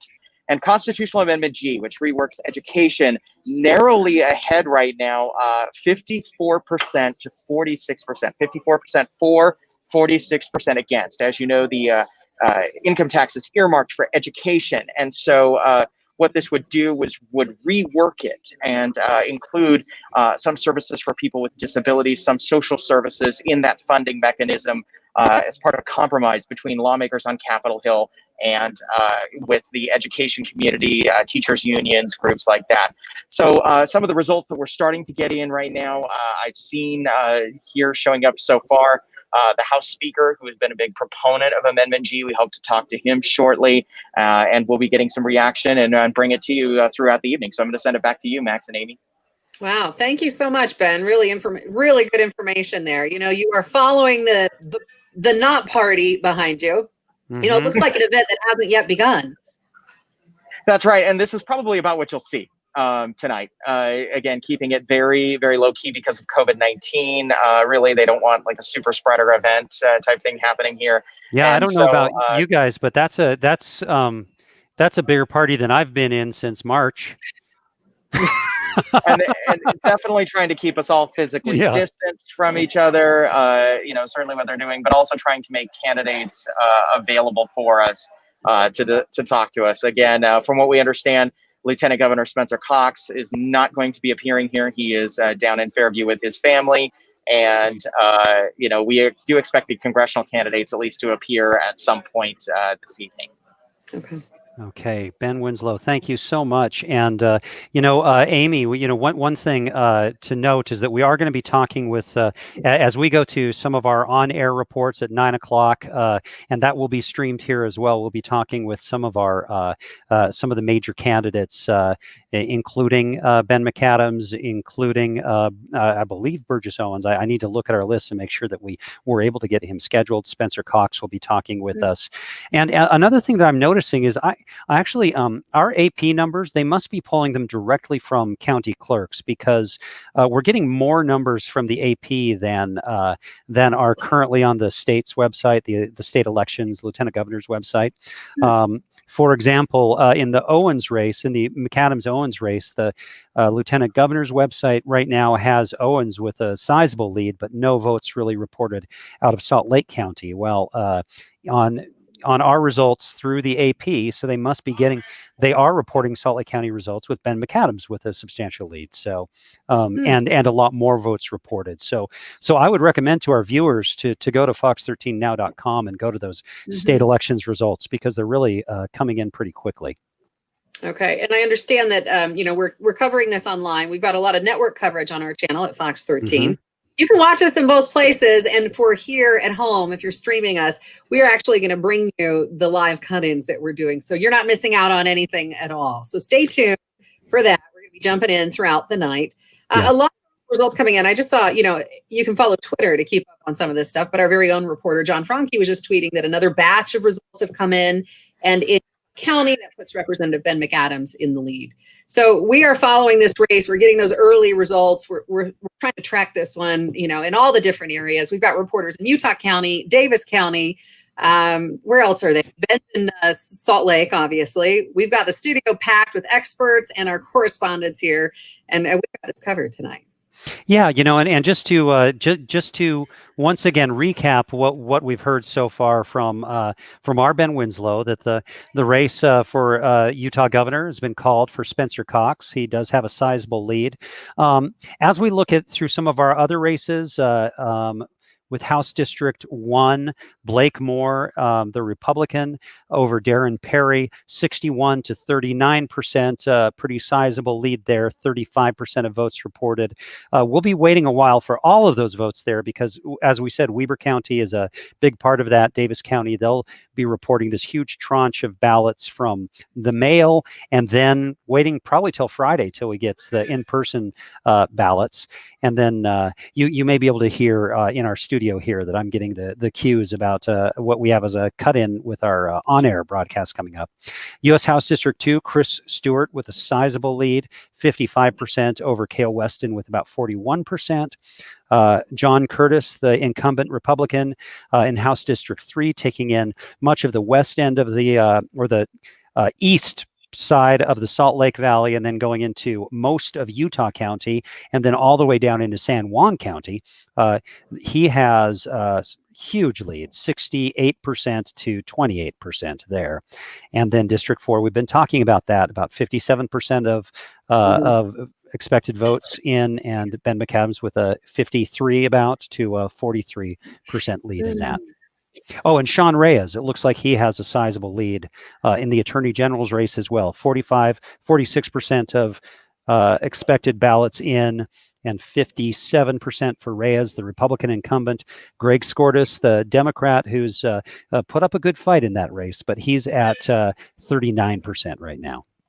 Yeah, Max, you're showing us these numbers, and they are pretty interesting. If you're really following some of these things, you want to look at them a little longer, a little harder, and you can do that on your own at fox13now.com. Pretty easy to find right there as well. Yeah, right at the front of our page, you just click on the election results, and you'll see them, and you'll see the national results first, and then you can go once you see those. I'll click back here, and we have our national election results up here, and then click here for a full list of Utah results, and that's where you click and get those numbers that the AP is just really updating for us so quickly. It's good to have that. It is, yeah. They're just coming in from all sides. It feels like right now. Now that polls are starting to close, we're starting those results streaming in, not only locally, but we're talking about on the East Coast. We're talking about the presidential election right now as well. Yeah, I'm going to step away for a moment so that I can do this this with our on-air folks. But I'll be right back with you, Amy. Thank you, Max. Okay, and if you want to watch that, it's 8:26. We wanted to bring it to you live. Is that what we're doing right here, Jeff? Checking in with our producer. Hello, we're just waiting right now. My mom would be so proud. I finally made it. We're just waiting for the cut-in to start, so that should be any second now. And then after that, we're going to have our reporters. Lauren Steinbrecher says that the results in Davis County have come in. We're going to talk to our experts, Jason Perry and Michelle Quist, about the early. Oh, here we go. Okay. Here we go. I'm going to add this right now, and then standing by. Let's see what happens. And good evening, everyone, once again, and welcome to Fox 13 News coverage of election 2020. I'm Kelly Chapman. And I'm Bob Evans. Minutes ago, we got our first results for the state of Utah. Fox 13's Max Roth joins us in studio with a breakdown. Max, let's get to those numbers. Yeah, let's get right to them. We want to go through some of our big results here. First of all, let's show you how Utahns are voting in the presidential race. And what you're going to see is that Donald Trump has a solid lead. The expectation is he is going to carry Utah. If the result stays along those lines, that would be quite a result for a Democrat in Utah, getting over 40%. But Trump would be satisfied, too, with the win, and that's more votes than he got last time around. Spencer Cox has been declared the winner, not officially. That comes weeks from now, but they've called it that he is going to win the race for governor with a strong lead right now. Let's move on to our congressional districts, the big competitive one, Ben McAdams and Burgess Owens. McAdams with a fairly sizable lead there. What you see reporting at the bottom, 57% of the vote in already. And a lot of those votes are from Utah County, which would be a stronghold for Owens, you would think. So who knows if those numbers are going to hold up, but a big deal there. Congressional District 1, two new faces on the Utah political scene, and Blake Moore seems to have a commanding lead, although we haven't called that one yet. Darren Perry, the Democrat, 34%. Let's go to District 2. Chris Stewart is the incumbent there, and with Rob Bishop retiring, will be the senior congressman from Utah, and you can see he has 58% to Kale Weston's 39%. We haven't called that one. Not enough votes reporting, but it looks like a commanding lead. Let's go to District 3. John Curtis also with a very strong lead in this one, as was expected. And let's look at the other statewide race, which is the Attorney General's race. Sean Reyes is ahead at this point with 55% of expected votes in, 58% for Reyes, the incumbent Republican, 37% for Skordas. That was a tough fought race, still is, although Reyes is looking good there. Utah County Prop 9. Utah County is talking about changing their form of government to a mayor and council form, or to keep it at a 3-commissioner form of government. It's we don't have a lot of votes. Look how there are very few votes there. See, 4,000 to 5,000. So don't read too much into that one. Right now, there are more people who are against it, but that's a tiny sliver of Utah County's vote. We'll get more as that goes on. And the Salt Lake County mayor's race. This is the second biggest government in the state, next to the state government. And Jenny Wilson looks like she has a strong lead right now. Although, again, not a whole lot of votes recorded there. And so we're going to have to wait and see exactly what's happening with that race. We'll go back to you guys. All right. Max, thank you. Now, we're also joined by political analyst Jason Perry and Michelle Quist. Jason, the race we're all watching very carefully, just saw the numbers on, is the contentious McAdams-Owens race. It seems like all we saw were negative ads from both campaigns toward the end there. How did that help voters decide who to elect? Well, it's interesting as you talk about how did it help voters, because this was just such a very negative race. And the reality is there was very little effort to try to build up the favorables for any of these candidates. The person that's going to win tonight is the one that lost the fewest number of friends. That's what happens, because when races go negative, it does have an impact, but there's always a little blowback as well. Utahns don't love these negative kind of races, but I'll tell you the outside money, well over $10 million of outside money came into this race with negative ads. it did have a substantial impact on this race. And what it did is it drove up the unfavorables. We saw it just in this last month. The unfavorables for Ben McAdams, for example, went up about 11 points, and for Burgess Owens about 8. It had a big impact. And the reality is, if you look at the other races in the state, the negative campaigning is not the best way to approach it in the state of Utah. Yeah. Michelle, I do want to ask you, Max went through a number of those big races we're watching tonight. Of course, we're going to name a new governor in the state, also attorney general. We've got the Sully County mayor. No huge disappointments, nothing that we weren't expecting. Do you believe it will continue on that path, or is there a specific race which we should keep our eye on? I do think that there won't be a lot of surprises tonight. I have seen some numbers concerning the amendments, and if all of those pass, I think that would be a surprise. Most of the time, people are less likely to vote in favor of a change to the Constitution because they kind of hold it as a very sacred document, and only something so important should be a reason to change it. So if all of those amendments pass, I think that would be surprising. But otherwise, the races seem pretty typical right now. All right. And Jason and Michelle, we're going to check back in with you as the night goes on. And a reminder to our viewers, we're also having good conversations as we stream on Roku and Amazon. Amazon, what do we call those things? Roku. Roku and OTT. Fire, Amazon Fire. There we go. So. We got it. Yeah, really appreciate your insight, Max and Jason and Michelle. Really good conversations happening over on those digital channels. Candidates in Utah who are waiting for election results are doing so very much differently this year because of the pandemic. Fox 13's Ben Winslow joins us live from Sandy with how some candidates are still trying to build momentum. How are they doing that at this hour, Ben? Well, we're certainly watching, candidates are watching the results, not really trying to build momentum, more like try to hang on to what they've got or their lead, or see if they can pull this out. We are here in Sandy at a physically distant sort of availability for the candidates. You really can't call it an election night party, but we are here. It is hosted by the Utah Republican Party, and joining me is Party Chairman Derek Brown. This isn't an election party, though. It's not. We've always jokingly said we want to put the party back in party, and tonight we've taken the party out of party, unfortunately. I mean, this is a situation. We've got the physically distant tables. We've got people just everybody's wearing masks. Yeah. We've just got a few of our candidates here to talk with the media, and that's about it. But that is 2020. What are you predicting for tonight? Do you think, obviously, this is a very Republican-heavy state, so what are your predictions? Well, I think that some of the critical races like CD4, I think it's going to be neck and neck. I mean, from what I'm seeing, it's going to be close. And I think people probably need to just mentally prepare themselves for not really having answers to a lot of the big questions we have tonight. I mean, we like our answers at 10 p.m., but I don't think that's not tonight. So what races besides 4th Congressional District are you expecting might take a while? Well, we're also looking at the county mayor race, Trent Staggs. I mean, that's one that we are obviously following and spending a lot of time on that race. And then we have probably a dozen state house races that we're following. And we've only got a small portion of the numbers that have come in so far.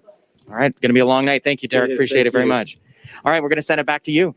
Ben, thank you. Even when Fox 13 News is not on the air, you can still watch our election 2020 coverage. You can do it online or streaming this evening on Roku, Amazon Fire TV, and Apple TV. Max was just mentioning that. All you have to do is search Fox 13 on your device. Also, all the results will be posted online at fox13now.com. Of course, we'll continue to bring you on-air updates on the latest results throughout the night. Now, back to Fox Network coverage of election 2020.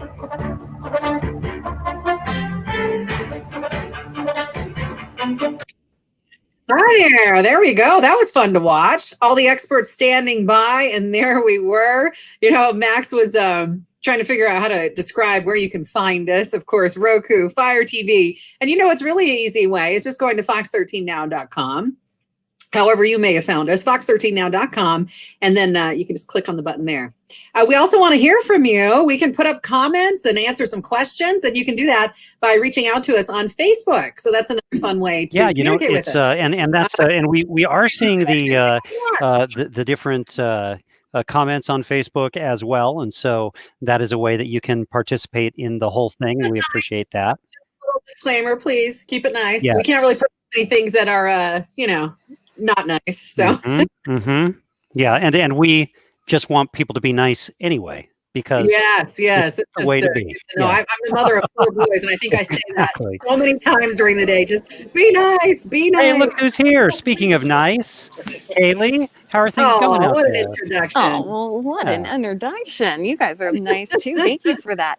Yeah, things are going good. So I am in Salt Lake County in the county building, and we're in the basement, and this is where all the fun stuff is happening now that all of the votes have been cast, and then now that the polls are closed, they are coming here. We're kind of in a standing mode right now as we're waiting for the ballots to come in from the 59 voting centers.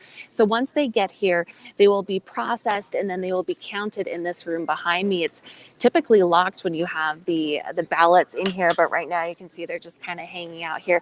So Max, I have some answers to some questions that you had last time.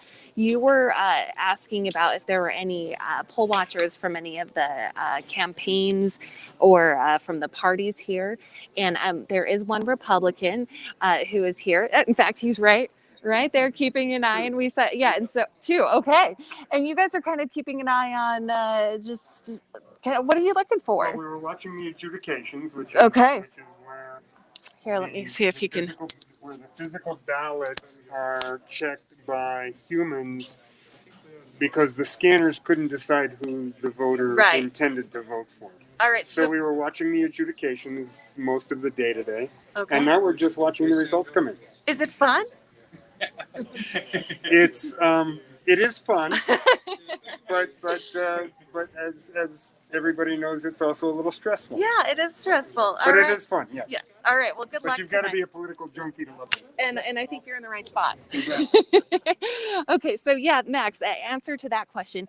Also, there are about 85 employees who are here, and then over 620 poll workers. And I just pulled up the last first batch of election results ballots that have come in, and it's looking like about 300,000 ballots cast have been, we've had the results for that. So we still have a long ways to go tonight, and we're just starting to get in those batches of ballots that come in from all of those vote centers here. But it's a good time. Very nice people. Definitely. Max had to jump away. He's doing a radio hit for the station for us. So I'll take over. Hailey, very interesting though. Yeah. And we were talking about being nice. Seems like everybody's very nice there. You talked to the gentleman there who's just trying to make sure everything's going as it should, right? Yeah, just on, it was really interesting to watch because you see some of, and I've also, I'm sure a lot of people have, myself included, where you're filling out your ballot and you may have filled out the wrong one or you're close to filling out the wrong one. And what these gentlemen were looking at was their scanned copies, and they try and find the intent when there are two, it looks like two of those circles were filled out. And the couple that we were looking at was the person, the voter had crossed out the one that they didn't want. So they're just really looking at the intent of the ballot. I also thought it was interesting that if there is a dispute over one race and they really can't tell what that person had decided, it doesn't throw out the whole ballot. It just throws out that one race, their vote on that one race. So it's a lot of interesting stuff. I've been doing this for a long time, but it's really fun to be down here, Amy. Yeah, it is interesting. I was covering that Florida hanging Chad election. Oh my goodness. And, so you do really learn a lot about this process. Yeah, that's what nightmares are made of. Yeah, really interesting. All right, Hailey, we'll check back in with you again in just a little bit. Thank you. It's my pleasure. Yeah, it's so great to have all our reporters on hand right now and all these different resources. We also have experts on hand. We have Jason and Michelle Quist joining Fox 13 throughout the night. What a treat to have you guys with us. Great job in the cut-in just now that went out on Fox 13 News. But we've got to hear for all our viewers that are streaming us at home or on their phones, however they may be doing it. What are you thinking about some of these early results that are coming in? Michelle, let me toss it over to you first. So far they've been pretty predictable. I don't think we have any surprises yet. I think Salt Lake County might be showing a few that I overlooked before with some of the legislators, representatives that are down that might not have been expecting. But so it's just so hard to tell so early, that we just need patience and need to wait for a little time to pass. All right. That was the one word I asked you to give me, what you think the night will be. And you said unsurprising. I know. And so that's what you were she's supposed to sticking with remind it. people of that. Yeah, she's sticking with it. Now, Jason, on the other hand, told us he thinks we may be on a little bit of a roller coaster ride tonight. Jason, what are you seeing so far?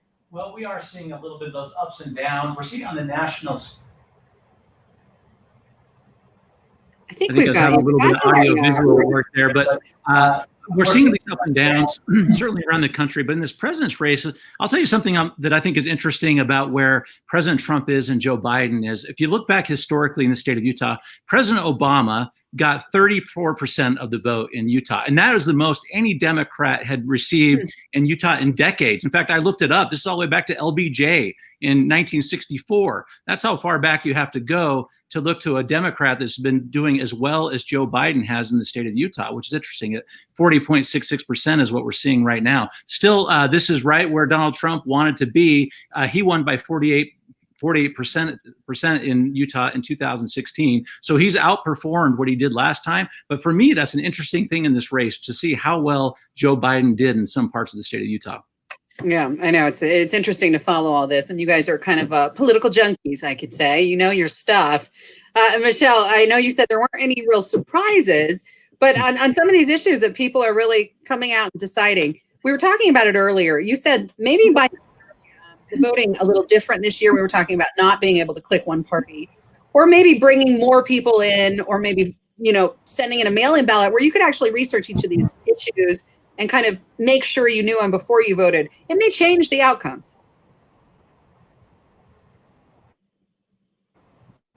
I think so. I'm a part of a few groups that, really spend a lot of time in Facebook groups asking questions about, what the amendments mean, how they'll change things. These issues matter to voters. And I think they took the time. I think they were, they were ready to vote because of the presidential election. They knew they were going to get a ballot. They knew they were going to vote and participate. And so they made sure that they were, educated in everything that was going to be on that ballot. I saw a lot of that with the judges too. I had multiple friends text me and say, well, what do you think about all the judges? What's your personal experience with the judges? And I think people cared, and I think that will show with the results tonight. Mm-hmm. And Max is joining us again right now. Hi there, Max. I was saying you jumped away for just a minute. Of course, our coverage on all platforms, jumping in to do a radio hit. Is that right? Radio stations, and so yeah, I'll be in between Don Henley and Van Halen. They'll hear Max Roth, which will sound really weird. You missed your calling. That sounded pretty good too, all together in a word. There you go. Yeah. Well, my dad's name is David E. Roth, and so for a while there in the 80s and 90s, every time they called our name at a restaurant, people got excited. Yeah. They thought Van Halen was in town. Anyway, but I was hearing what you guys were saying. And have you talked at all about what's happening in Utah with some of the national results too? The presidential election. Right. Jason was kind of telling us that, and also giving us a little history on Utah kind of voting. I mean, we've been a red state, but some of the background, and sometimes now this election maybe changing. Yeah, there were some, I don't know about you guys, but I pretty obsessively would update the 538 prognostications. What they were saying, modeling the possible results of the presidential election, and so they run 40,000, different. The computer runs through 40,000 scenarios, and to see with the polls and the economic situation, everything else, what might happen in the election. And in some of those different scenarios that came up, Utah went blue. Now Utah's not going to go blue, but Utah is changing. I mean, it's just something you see with these numbers is that in Utah, for a Democratic presidential candidate to, if he breaks 40%, that's pretty amazing, I think. I mean, I don't know what you all think. Well, wasn't it, Jason, you'd be the expert on this, and Michelle, of course, wasn't it like in President Clinton's campaign that Utah voted, had the lowest vote for a Democratic presidential candidate than any other state? I mean, at least it was close. You see, yeah, so I'm looking back just historically on how well Democrats have done in the state, and what Max was talking about is true. As what I was mentioning is Obama got 34%, and that was the highest we had seen a Democrat have in Utah in decades, which is saying a lot for where Joe Biden is, at least right now in this election. And you have to go back a long ways to see how Democrats have done inside the state. But you also have to look at that in some context with Utah, which I think is interesting as well. Is you see President Trump right now at 55%, but we're seeing some of these other Republicans in the state of Utah, like Spencer Cox, at 62% right now. It's interesting to see that Spencer Cox is outperforming President Trump in the state of Utah, which means that, you know, what Michelle and what you and Amy were talking about a moment ago is true about this eliminating this straight party voting opportunities has really changed the dynamics of these races. Yeah, and I think Michelle, I think that also for Utah, it's a different. You know, you look across the broad spectrum of conservative America, and you know, and you have your economic conservatives, kind of your old line conservatives, maybe the George H.W. Bush crowd, and you have your evangelicals, and you know your Protestant conservatives in the South and the Midwest. Utah Republicans are a little different, and they haven't quite put their arms around Donald Trump as much as I think the evangelical crowd has. I don't know if you've noticed that. Changing. Our population is getting younger. We're getting more minority voters, and that makes a difference in voting. And second, Joe Biden is just more likable than Hillary Clinton. And so his numbers are going to be better than 2016. And I think we're going to see that all across the nation. People like Joe, you know, he's your grandpa next door, and he's just a likable guy. Whereas the Clintons, especially in Utah, they just carried a lot of baggage with them. It is a strange thing, you know. One of the things that's been pointed out nationally is that the approval rating, or the positive impression rating for Joe Biden has increased through this campaign, which just tends not to happen in a presidential race. So I think we may have gotten some new numbers in. So I'm going to pour into those. Talk amongst yourselves. I'm going to see what we're seeing here. Taking a look at the numbers. Hey, to our experts, thank you so much for your time. Let's give them just a little break, and let's check in with one of our reporters standing by. These guys are hard at work on location. I understand Lauren Steinbrecher is ready to join us. There she is. Hi, Lauren. Yes. Hi. Hello. Have you moved inside the vehicle now, taking a little break? Outside? Yeah. It's hard to tell. I am so surprised that everyone has already packed up. The volunteers have pretty much already gone home. So I'm actually sitting back in my car because they've taken the tape, the cones down, everything that they had out is pretty much done. As soon as the polls closed at 8, everybody started cheering. They started clapping like, yes, our long day is coming to an end. And they immediately packed up, and most people have taken off. So yeah, I'm just sitting in the car right now, kind of keeping track of results, which in Davis County, some of the bond issues that we were watching, one of them is super close, 50% to 49% right now, which we were talking earlier about those local results and how important those are to pay attention to. And that's for getting fiber in Kaysville, a fiber project. So 50%, and it's 50% no right now to 49% yes, 167 vote difference right now on whether or not Kaysville has a bond to do a fiber project. So kind of interesting looking at some of those results.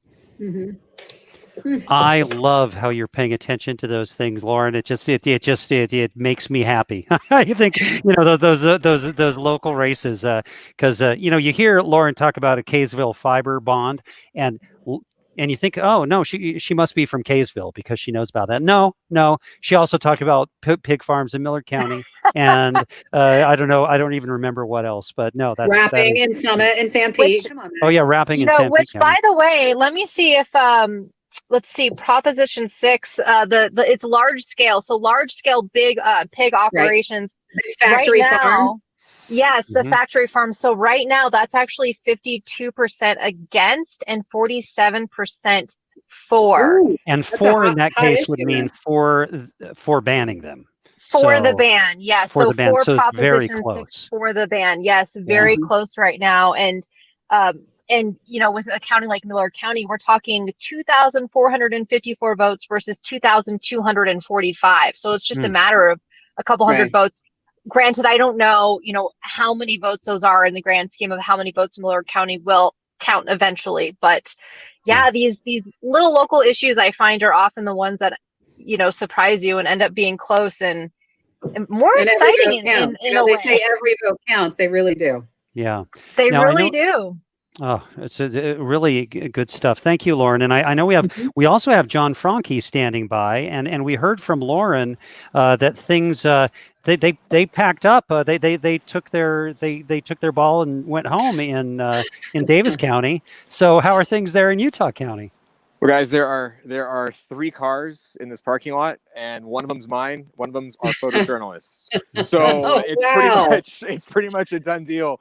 And the In other this, guy is wondering what you're doing in his parking lot. He yeah, wants they to might. leave. I hope they don't kick us out. The LDS church here, but I think we're okay to be here for a few more hours tonight. But yeah, I mean, things went so smoothly here in Utah County. So many people took part in the early voting, and you know there were a few latecomers today to get an in-person ballot and fill it out and vote. But they had that virtual queue working. You know, the weather was nice today, so people weren't waiting outside in long lines in the cold like they were back in 2018. But that virtual queue really was a game changer because people could wait in their cars. They scanned a code, waited in their cars, and it might have been a 30-minute wait, which, you know, now with smartphones and radio and satellite radio, really not that bad. So people we spoke to said it was a much better experience than it was out here in Saratoga Springs back in 2018. You know, and as we were talking, I've been pulling up some of the Utah County results here and just going through the PDF that the county clerk released a few moments ago. As you know, this county had more than 80%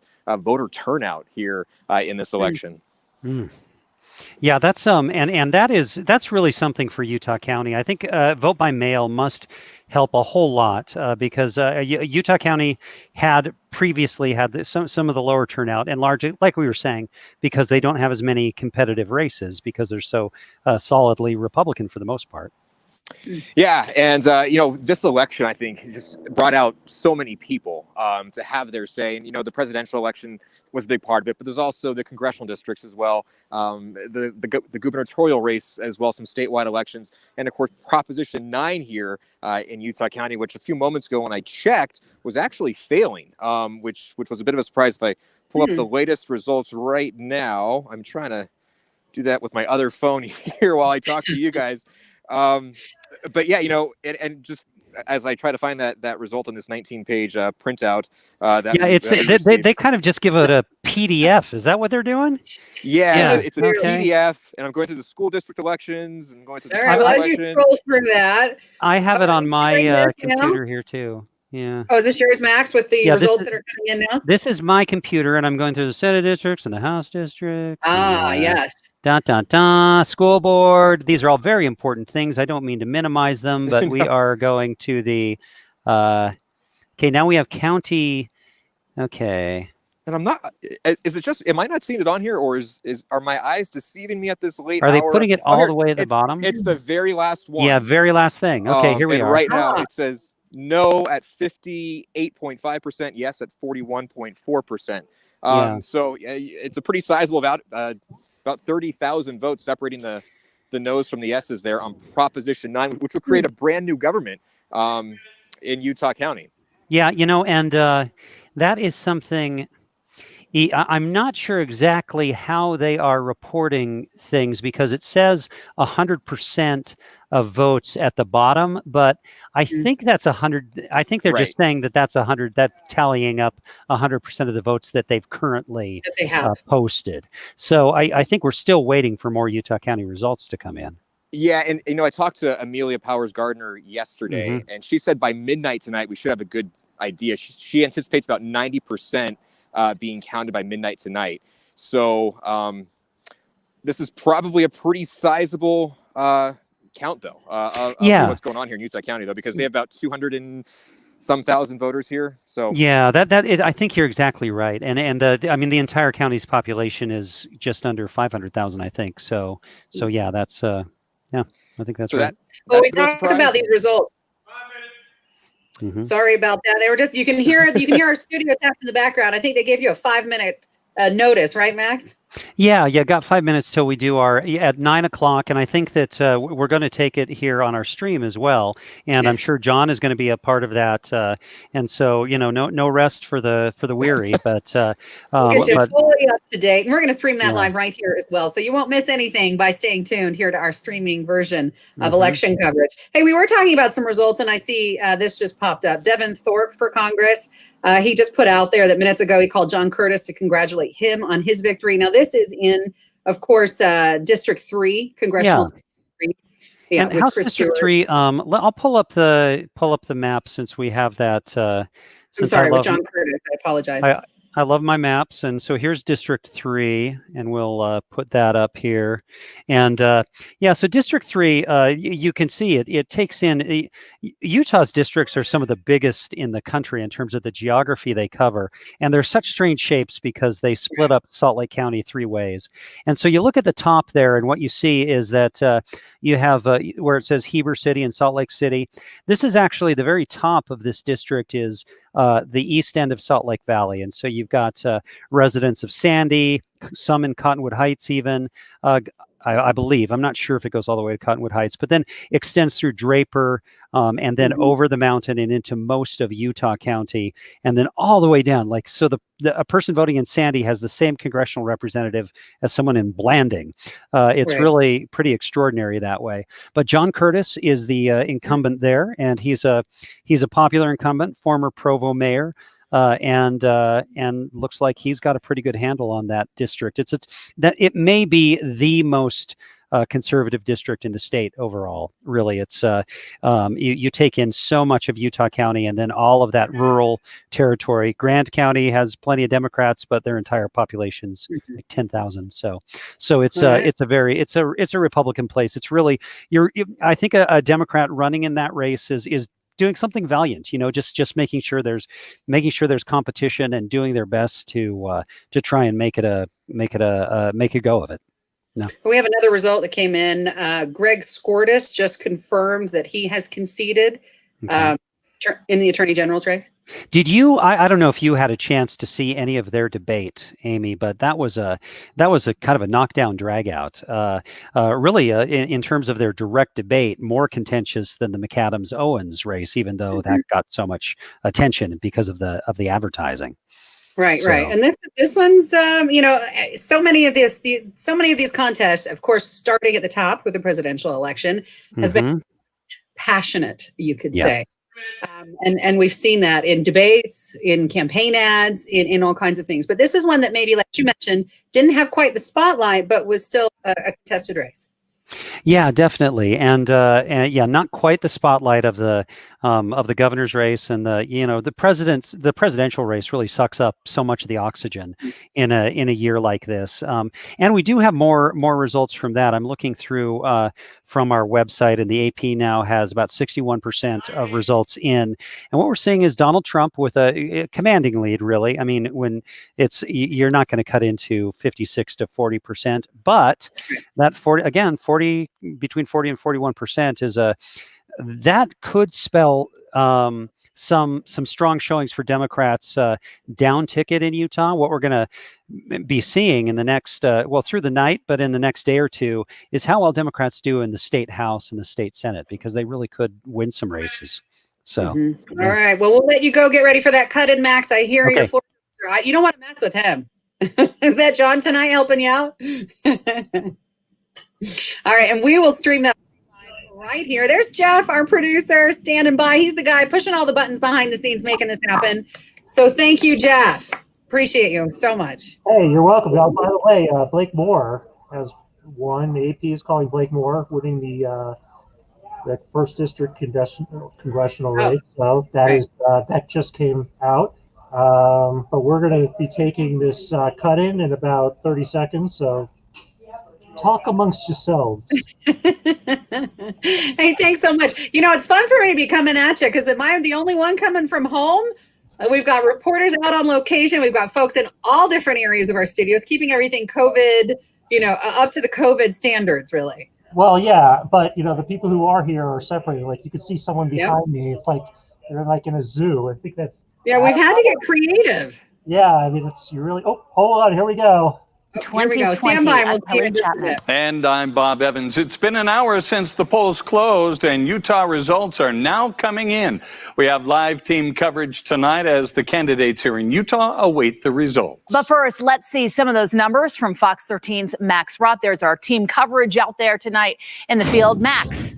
Yeah, we want to catch you up really quickly on what's happening in all the major races, and then we're going to get to some other important news. So, governor's race already been called. Spencer Cox is going to be Utah's next governor, current lieutenant governor. Let's go to our next race, which is Congressional District 4. This is the big one. We have quite a few votes in on this. You see 57% reporting. Ben McAdams with a sizable lead, 52 to 43%. Could change. We'll watch it. Let's go to Congressional District 1. What we've been told is that Darren Perry Blake Moore has been called as the winner of this race, 67% of the vote. He will be the new congressman replacing Rob Bishop. In Congressional District 2, Chris Stewart is the incumbent, and he has a strong lead. They haven't called the race yet, but it is looking good for Stewart over Democrat Cale Weston. Now moving to House District 3, and that is John Curtis. And again, a lot of votes have already come in on this one, and that's a commanding lead. We've been told that Devin Thorpe has actually called John Curtis and conceded in that race. The Attorney General's race, Sean Reyes. Also, we've been told Greg Skordas has conceded that race as well. The Democrat losing to Republican incumbent Sean Reyes. Go to the Salt Lake County mayor, and Jenny Wilson is the incumbent there. Let's see how many votes we have in. A sizable number of votes now. We don't know what percentage of the total county vote that is, but Jenny Wilson leading a pretty strong race there over Trent Staggs, who is the Republican challenger. And now to Prop 9 down in Utah County. Now, there are still a lot of votes to be counted there, but there are a lot more people voting against that. It looks like that may be going down to defeat, and the Utah County keeping a commissioner system rather than moving to a mayor and county council system. Back to you guys. Max, thanks for the rundown of the numbers. We are joined once again by our political analysts tonight, Jason Perry and Michelle Quist. Jason and Michelle, you just heard Max go through a number of the races we've been watching very closely. None of them tight races. Are you surprised or not surprised? I'm not surprised yet that, those the congressional districts are pretty typical results for Utah. Utah's always been strong Republican.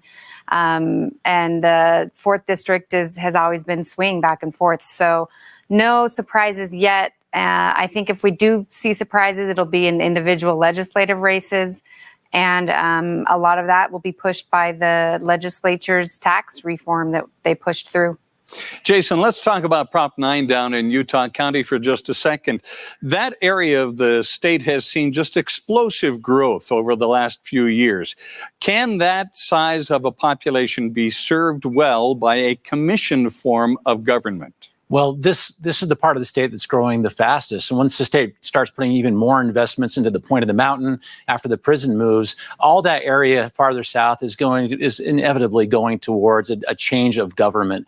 Right now, it's really too early to call because we don't have all the numbers in. But right now, more people are voting against it, which is one of those. It's really an identity question right now that this particular part of the state's going to have to answer for themselves because they're growing without question, and with that comes all sorts of new grown-up kinds of questions. And so even if this particular proposition goes down in this particular election, it's not done being talked about. Yeah, Jason and Michelle, to your point right there, Jason, do you think, and not to take away anything from our Utah County voters, but could it be an instance of perhaps them not knowing enough about that initiative, knowing what they're voting on and how it would or would not affect them? Well, I'll tell you, I always worry about that when you have difficult text to understand without really going through all the all the ramifications of voting on a couple of these things. It happens regularly. I worry about it, particularly as someone that plays in the political world all the time. It really requires someone to understand the implications. What are these levers of power connected to, and how does it impact you in a way that you care about? This is one of those, and this particular part of the state that's growing so fast that there's a point where people are going to have to start talking to themselves about how do we do the proper level of governance here for this part of the state of Utah. This attempted to get to it, but for right now, at least at these initial returns, it's been going down. People are not looking for it. That's what we're seeing. Jason Perry and Michelle Quist, thank you so much. We'll come back to you throughout the evening. As for how some candidates are following the results during the COVID-19 pandemic, Fox 13's Ben Winslow joins us live from Sandy with more on that. Ben. Yeah, certainly Republicans here in Utah celebrating tonight some big wins. Joining me now, Congressman Chris Stewart. How are you feeling about tonight? Well, we feel pretty good about my race, although it's not over yet. We still have results to come in, but we're watching very carefully the presidential race, obviously the Senate races. I think that's where everyone's holding their breath. So what do you, any predictions tonight, do you think? For the president? Let's go president and Senate. Okay. I've always thought President Trump was going to win, and I know that sounds foolish and Pollyannish, but I've just always believed the American people are going to support him, and I think we keep the Senate. I think it's going to be close, but I think we keep the Senate as well, and I hope that we're going to have 4 great Republican members of Congress from Utah.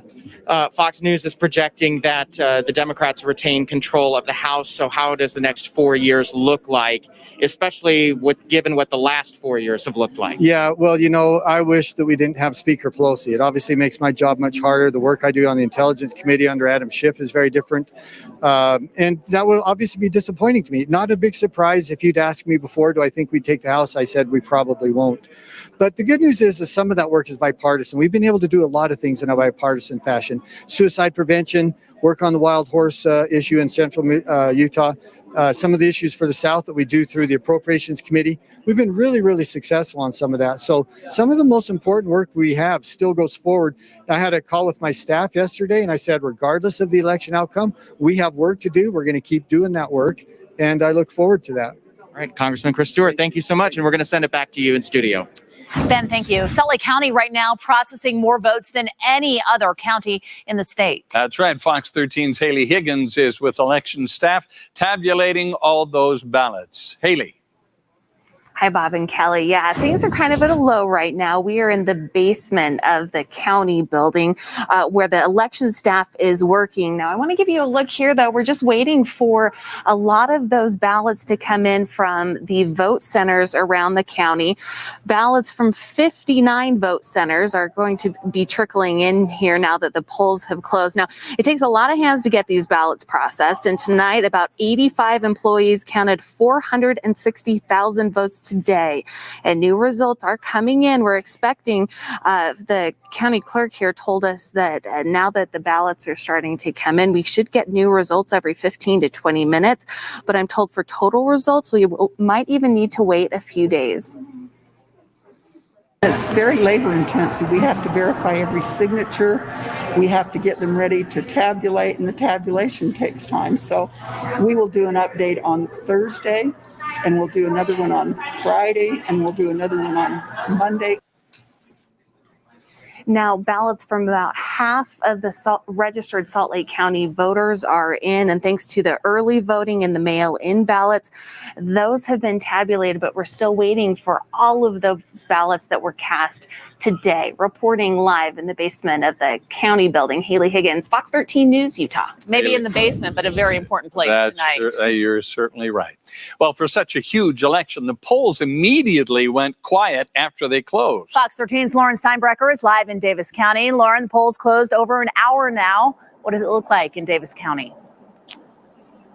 Well, Kelly and Bob, it is super quiet. There honestly aren't many cars here except for us, of course. It's almost like that gate went down. The volunteers were cheering that it was all over. They quickly packed up and then they got out of there after what was a very long day. For these volunteers, Election Day started before the crack of dawn, some waking up at 4:30 a.m. It was pretty early, yes. But my husband was nice. He got up with the baby last night. Setting aside family duties for a big day, as Davis County expected a 93% voter turnout. Cars wound their way through, hundreds pulling into Shannon's stall. I just had one teenage boy today that he turned 18 yesterday.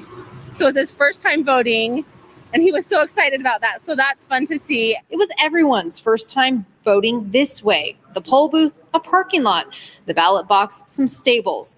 They made it work for what's to be an unforgettable election. And considering they've never done elections like this with people in their cars, everything went very smoothly tonight. Live in Davis County, Lauren Steinbrecher, Fox 13 News, Utah. All right, Lauren, thank you so much. We'll continue to bring you local election coverage here on air, the latest results throughout the night, both on air and over at fox13now.com. That man you may not recognize is our Fox Network national coverage of election 2020. Let's go back to that and we'll see you soon.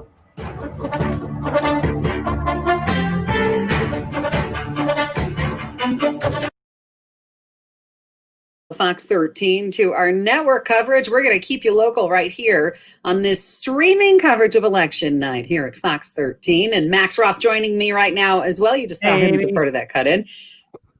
Oh, continuing on. All these results starting to get pretty exciting as they start to come in.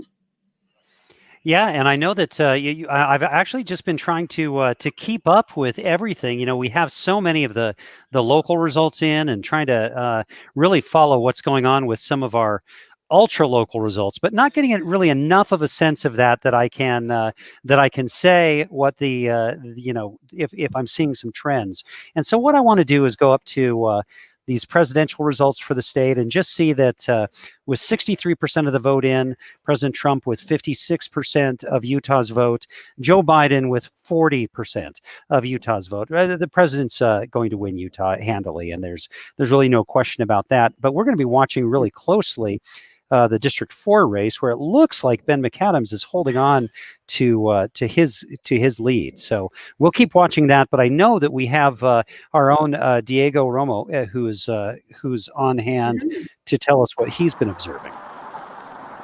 Yeah, Diego, last we checked in with you, you were in West Valley City. Yeah. The line was starting to dwindle. Tell us a little bit more about where you are now and what's happening. Yeah, hi, Amy and Max. I'm now at the corner of 21st South and State Street, where there have been reports of some protests that were going on. Earlier tonight, there was on the south side of State Street, on 21st South, a Black Lives Matter protest happening. And on the other side, the north side, we're told that there was some Proud Boys as well as Utah Citizens Alarm members gathering on the north side of the street. I spoke to one of the members who was not affiliated with either protest, but he was here earlier.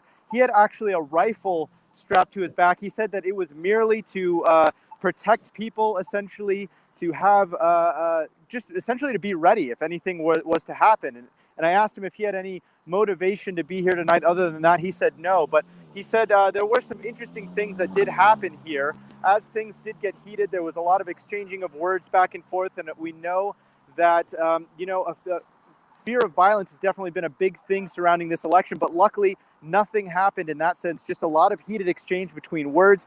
He did say at one point, and I don't know if you can see it here behind me, glistening in the street, it's kind of hard to tell, but there is glass, and apparently at one point, somehow a car that was in the intersection had their glass, a window shattered.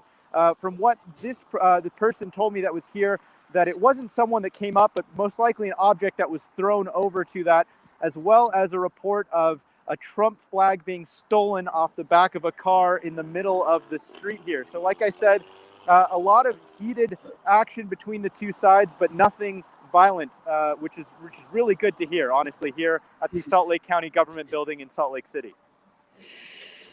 All right. Yeah, we were talking about people taking precautions, Max, boarding up some businesses. I know we're hearing about that across the nation. People kind of ready for unrest.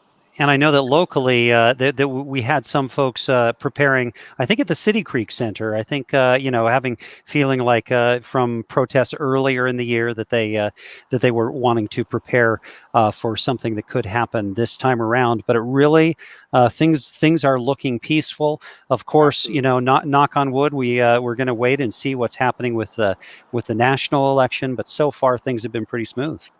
Things are smooth here still. As I said, everyone is cleared out, and that is just as of maybe about 15 minutes ago. There were still a few protesters on the south side of 21st South, but they have now left. There's nothing going on here as polls closed at 8 p.m.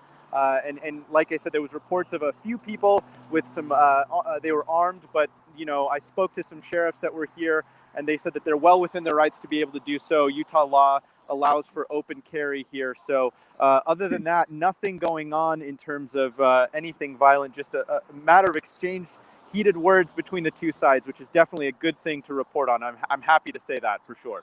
Right. All right. Well, Diego, Romo, thank you so much for sharing that with us. And Amy, just looking through what's happening tonight. What are your thoughts? Well, it's pretty interesting, Max. Starting these results start to pour in. I first started talking to our political experts, of course, who are standing with us tonight, Jason Perry and Michelle Quist, and asked them to give us one word that they were expecting from tonight's election night and the results as they came in. And Michelle said, unsurprising. Yeah.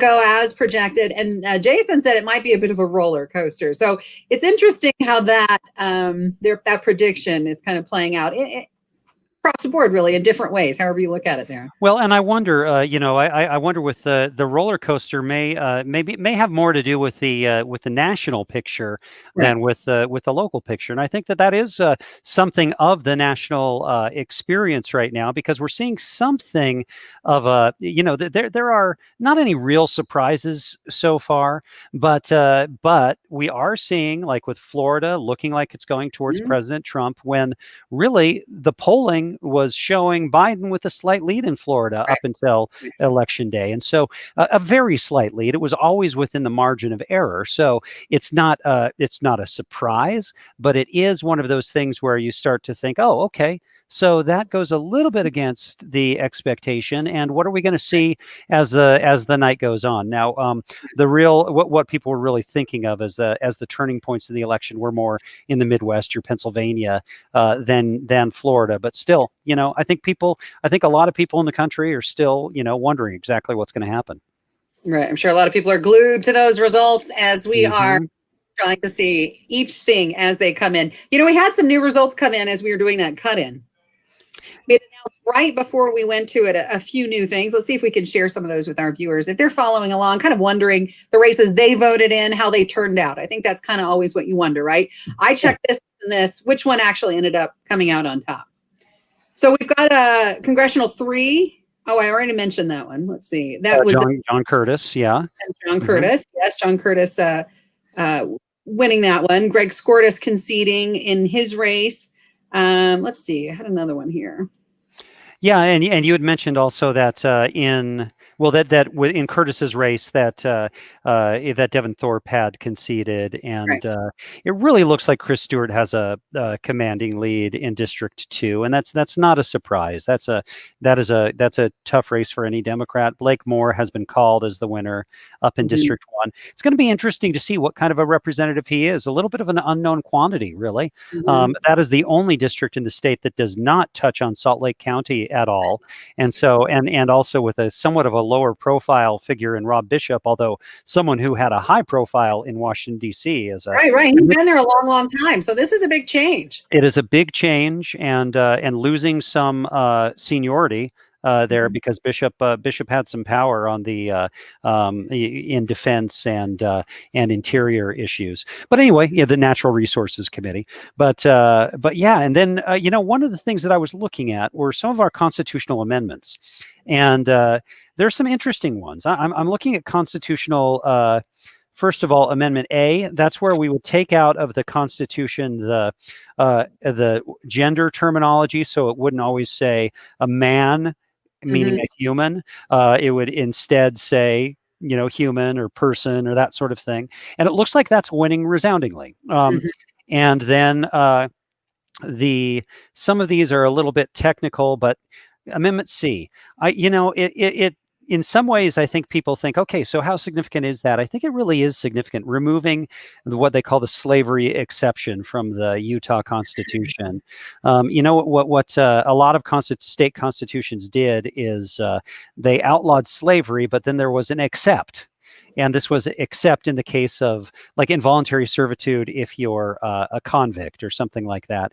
And thinking that sense that you don't put an except after slavery. And it looks like people pretty clearly agree with that, that is no longer going to be a part of the state constitution, in this case, you can be a slave. The idea was essentially prison labor, or, in some parts of the country, the idea of a chain gang or something like that. And that should be, it's not that you can't have people who are incarcerated do work, but just don't call it slavery, and make sure it's not that either. And then the other interesting one, looks like people are going to pass. The Constitution is going to say you have the right to hunt and fish. Fish right here in Utah. I know people were speaking out against it, saying, well, there's no need for it right now, that it was extraneous, like it anything threatening that right. But the people for it said, well, this is a good kind of ground rule to get out there that, hey, as a Utahn, you have the right to hunt and fish in your state. Yeah. It's a way, if you feel like it might be threatened in the future, then you vote for that. So on one side, people would say it's a solution in search of a problem, and on the other side, they think maybe that problem's coming down the pike, and let's pike, fish pun. Anyway, coming down the pike, and maybe we'll have to deal with it. He's been on live for too long, folks. But then, I'm making it to the huge one, which is whether the state should still only, the Constitution saying you can only spend income tax on schools and public and higher ed, and they want to change that. So you could also spend it on disabilities, and I forget exactly what the language is. It looks like that's likely to pass. And so that was something where there was a lot more contention in that, and that's a significant shift. Okay. We saw Lauren Steinbrecher pop up for just a moment right there. Hey, Lauren, nice. Yeah, hi. When we saw you earlier, it looks like that's pretty much the same case. Yeah, absolutely. So honestly, I was not really expecting this for how big this election day was, and what we have seen in the past with polls closing, but there's still lots of people who are in line and waiting to vote. Everyone has cleared out. They cleared out super fast. So I've got like an empty parking lot all around me. The Legacy Event Center, their doors are shut. They've cleared the cones out. They cleared everything out. So they wasted no time.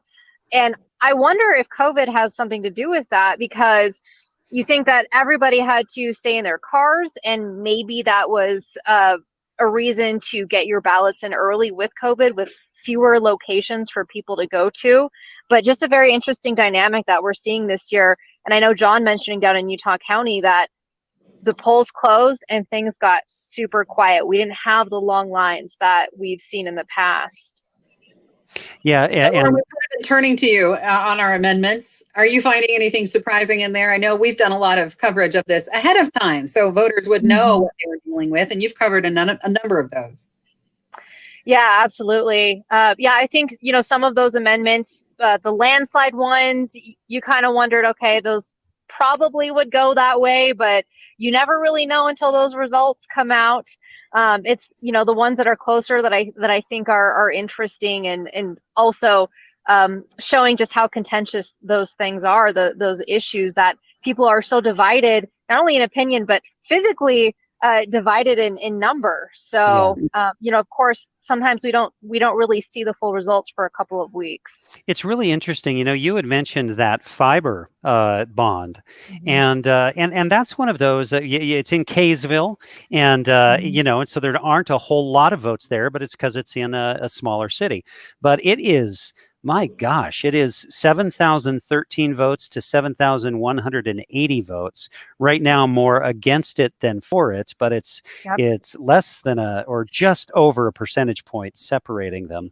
And that's the kind of thing where, it sounds like, oh, it's just a little bit of money for the internet, but it's also one of those where you're getting people getting into a ballot box, or in this case, at their kitchen table, and thinking, what do I think government should or should not do? And some people are thinking, well, internet it's a utility and you got to have it. And so government should be a part of it. And other people are thinking, that's a private thing. So it's really interesting stuff. Yeah, that is very interesting, especially something like fiber, because I know the past few years there has been a really big push across Utah for fiber.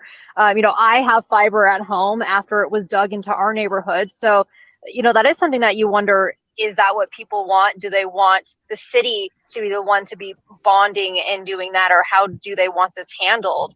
And you can see how divided it is in Kaysville. Of course, we had thousands of votes that came in today for Davis County that were not counted. Those will be counted in coming days, but hard to know how many of those people are Kaysville residents. So we really don't know how many more votes. But that's a 167 vote difference. Yeah, it's tiny. Whoa, good math. Wow. Hey, I did it earlier, so I didn't just come up with it right now. Oh, there you go. I'm impressed. Well, then good memory. No, never knows that, Lauren. Just say yes. Thank you. So, Amy, let me put you two on the spot because what in Tooele, was it Proposition 2? That was the one. I think that's the one where it's having the new the new community next to the lake at Lake Point. I think that's the one, because that is it looks like that is losing. People do not want that to be built. I'll look that up and make sure that I'm looking at the right thing. There were two propositions in Tooele, Prop 1 and Prop 2. They both were for development. Prop 1, I believe, was the village, one of the developments, but Prop 2 was the one that we had covered in the past. That was pretty contentious. Yes, and you're right. So Prop 2 was about 1,400 acres near Lake Point, Stansbury Park, that area, called Adobe Rock Ranch, and it looks like that one is losing fairly big. And let's see, it's 70% to 30%. So that's a pretty big number. And it looks like almost exactly the same percentage for Prop 1. And for our viewers in Tooele, I'm sorry that I'm not fluent in what Prop 1 is here. I'll look it up. Prop 1, I believe, it's also a rezoning, but it's for a different, the Shoshone or Shoshone Village. So kind of a similar concept with that rezoning. Yeah. But different proposition. You're right. And I know Shoshone Village. School bond. Yes. Yeah, I know they had their school bond as well, that $170 million bond. Okay, and I ran into a paywall here, but Lauren, you're so smart remembering these things. Okay, Shoshone Village. Let's see if I can find something else. This is the 4 website that I'm looking at, so I don't want to, just advertise one side of this. Although I guess everyone's already voted. Rezone 119 acres. Believe it? All this campaigning, all this leading up to it, and it's over. Yeah. So it looks like that's those are really interesting things. I mean, that's a big deal in Tooele County, and probably some investors who are really invested in it. So yeah. Yeah, and another interesting, up in Weber County, they had the vote on whether or not to incorporate what they're calling the West Weber community and make that into a city. So the western part, basically from Plain City out into the lake, and then southwest of Plain City as well. It's like 100 square miles.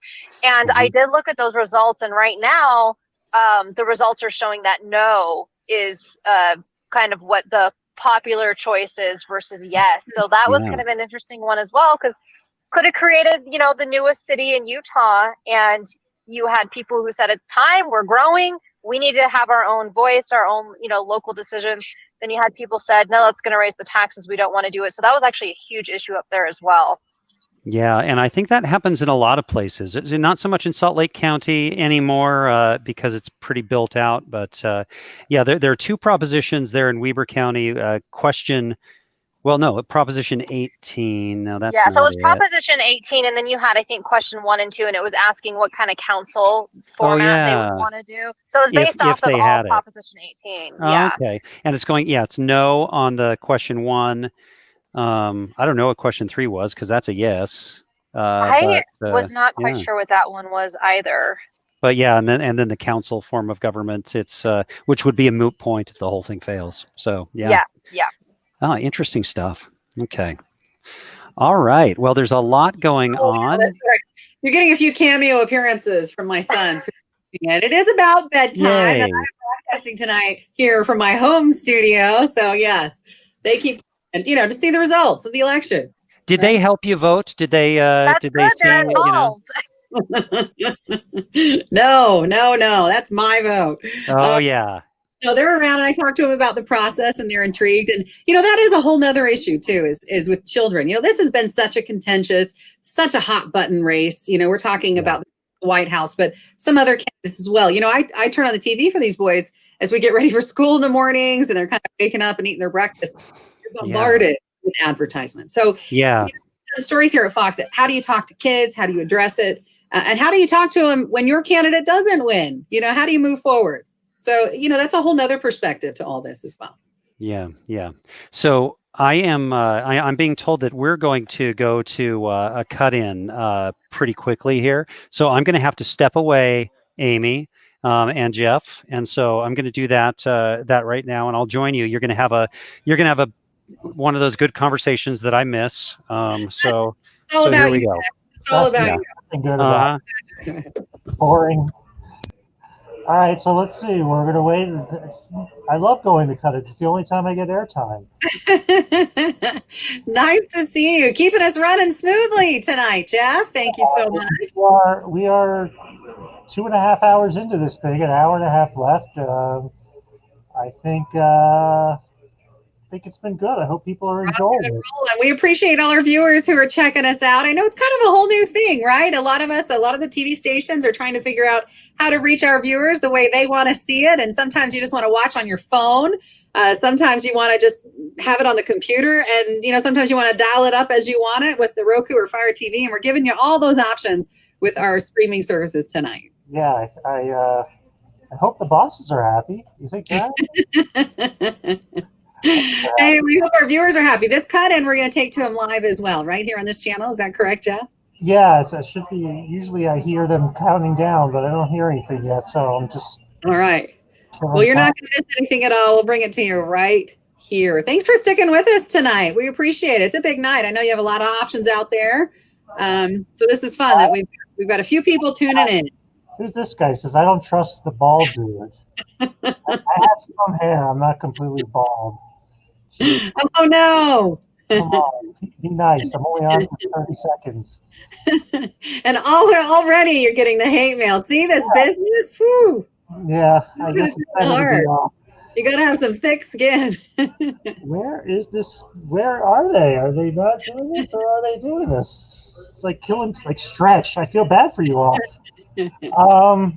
Let me see. Hold on one second. Talk about check in on that. And I'm going to take a look at what we've got streaming in right now. Again, thank you for joining us. Kind of a new way to do things. And I got things set up in this home studio that I'm using right now. Actually, you wouldn't believe the work that goes into setting up your home studio, right? Because you're like, uh-oh, you never really look at some of those things that may be behind you. But it forced me to kind of take a look at them. So hopefully this works, isn't too distracting as we try to bring you election coverage and election results tonight here in Utah. So we've got a few things I wanted to bring you, some of these results, just breaking news in the last couple of minutes. We do have Representative John Curtis winning Utah's 3rd congressional district, and Devin Thorpe conceding in that race. Another update that we just got popping in was the same one. I got it twice. We also want to bring you, Moore defeats Perry for the House seat in Utah's 1st congressional district. AP projects that one. That was about a half an hour ago. We brought you that one. We're going to keep bringing these to you when we get them. And we'll keep that for you. Jeff, I've got 2 people making public appearances. Hey, look at the kids. Hey, little card. They've canceled the cut-in, so... Oh, and you've got a cameo behind you as well, Jeff. Yep, the boss. All right. We are going to go to Michelle and Jason now. Okay. Is that okay? Can you want to add them there? Good. Bring them into the mix. Yep. So they probably were unaware, but Oh, they're bringing us in here. yeah. Oh, Hi. hello? We're on the show. Okay, I'm getting out. So We got you, and you're always looking good, Michelle and Jason. Thanks for staying with us. I know this is a long night to be standing by, but you've got a kitchen in that studio, right? Are you putting it to use? Yeah, we're making some eggs now, getting ready for breakfast because we may be doing this all night long. Yeah, right. Michelle looks over. She's like, "I'm not using that kitchen." I'll make the eggs. Hey, Jason, Michelle, how do you think tonight's going? I know we're starting to get some results. Some people may be applauding, some people may be groaning. What are you feeling like tonight so far? I think Arizona being called was interesting. Called for Biden. I don't think we're gonna still see states that haven't decided as of tonight, that haven't counted all their votes and their ballots. And so I think it's going to be hard for people to go to bed when it's time to go to bed, without a knowing. And I think that'll be difficult when the time comes. I hope the time comes. Please let us go to bed. It's still early. Yeah, sorry about that. Jason, what are your thoughts on it right now? I know that we're starting to see some of these states in the presidential elections. How do you feel about those? Yeah, it's just so interesting to see how these things are developing, and there's going to be a few more ups and downs in these. And it's interesting to kind of see how the results are coming in, because there's some states like Pennsylvania, which is so extremely important for this election, that won't even start counting ballots until tomorrow morning. That's just hard for those of us that want to have some kind of instant result in cases like this. But that's just the reality of it. And in my opinion, even though it's hard to wait, the fact that we're able to get so many participating, the vote by mail has made it so accessible for people. It's worth the wait, as hard as it is. But that's what I'm watching right now. There's still going to be some we still don't know, and that's one that I mentioned that's still going to have a big impact on this race. Oh, absolutely. I mean, you mentioned Pennsylvania. I mean, Biden spent kind of the last chunk of his time there, kind of going all in. So a lot of folks are hopeful for the way that may turn out. All right. Well, as we stand by, I know that you guys are also ready to talk about local elections, local results coming in. We've got our congressional districts have decided, right? Well, our three. The fourth, we're still going to be close. Hey, everybody stand by. We're actually going to go to the cut-in, the much anticipated cut-in that everybody's been talking about, waiting pins and needles for. So I'm going to add that in a short second. So hold on, Michelle and John, Jason. Here we go. I hear them counting down, and here we go.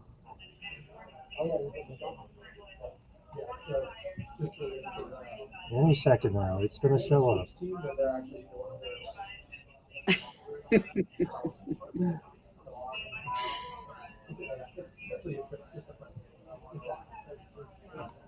Anything. All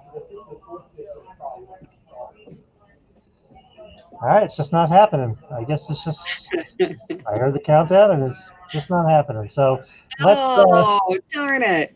Yeah, let's bring. You need live TV. You got to be ready for anything, right? Let's bring Jason and Michelle back. I apologize, guys, but that's just what happened. I don't know what's going on. So, all right, well, I'm leaving. A big night, I know. And election results, you never know how these things are going to go. Thank you guys for your patience and standing by with us. Your old hat with this stuff. So thanks.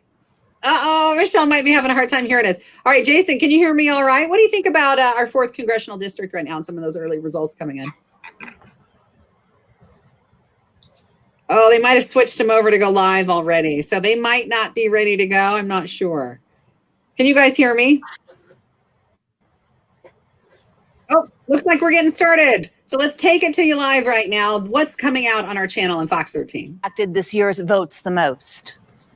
Having talked to so many people, that people, of course, are concerned about the pandemic and the personal impacts they're feeling from COVID-19. It's not just that we see people with lost jobs, but we see people who have lost family members, and it's heartbreaking.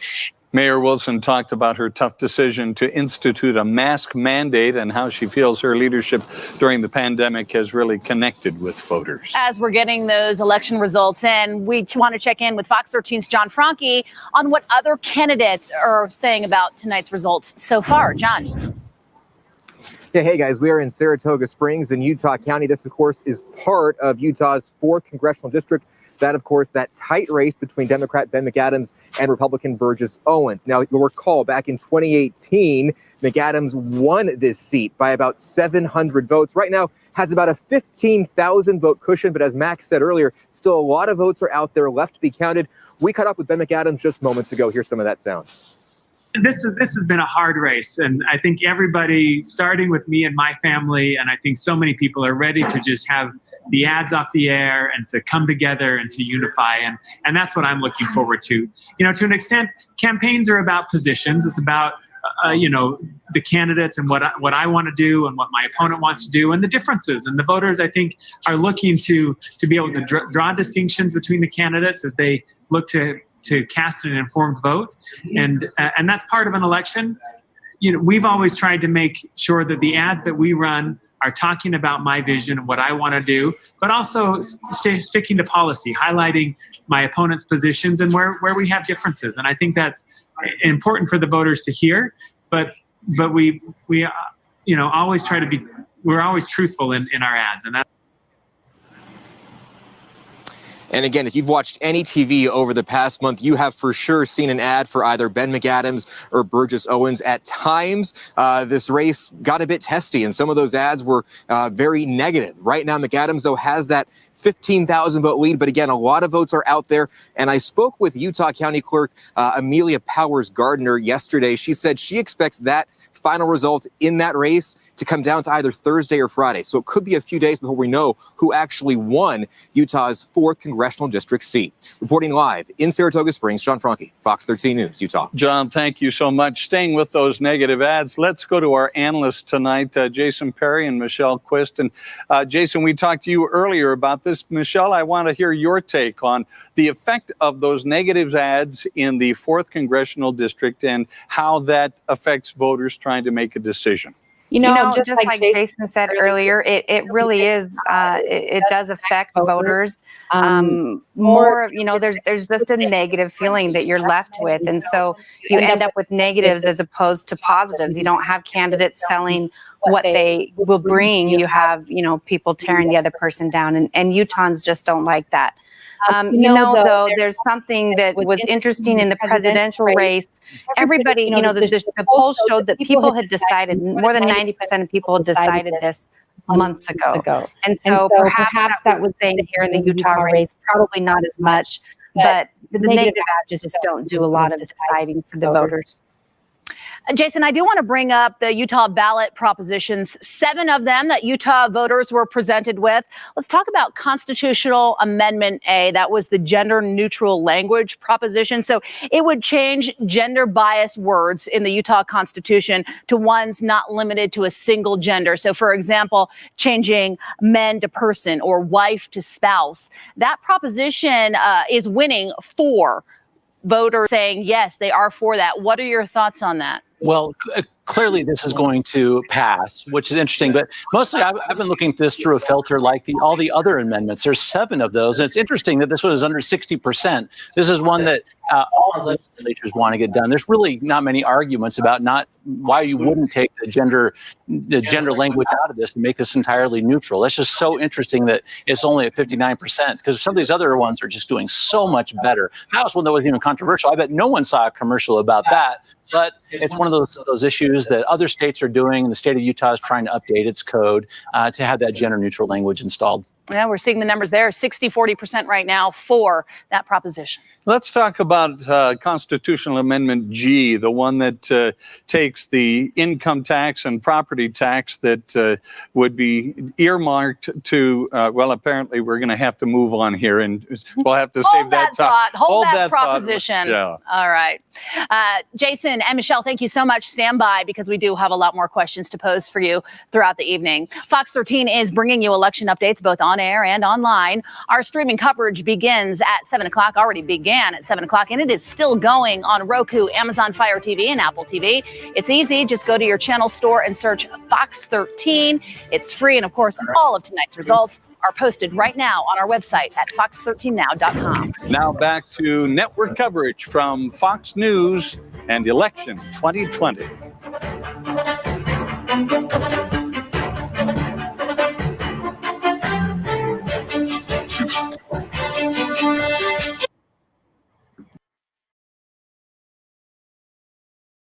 Thanks for sticking with us right here. If you're jumping over, we appreciate it. Of course, we're streaming live here as we get some of those election results in. I know it's a tough night for some, an exciting night for others. Ben Winslow is covering all the things for us here locally. Ben, joining us from GOP get-together there in Sandy. That's right, a physically distant Republican Party get-together, more of an availability for reporters.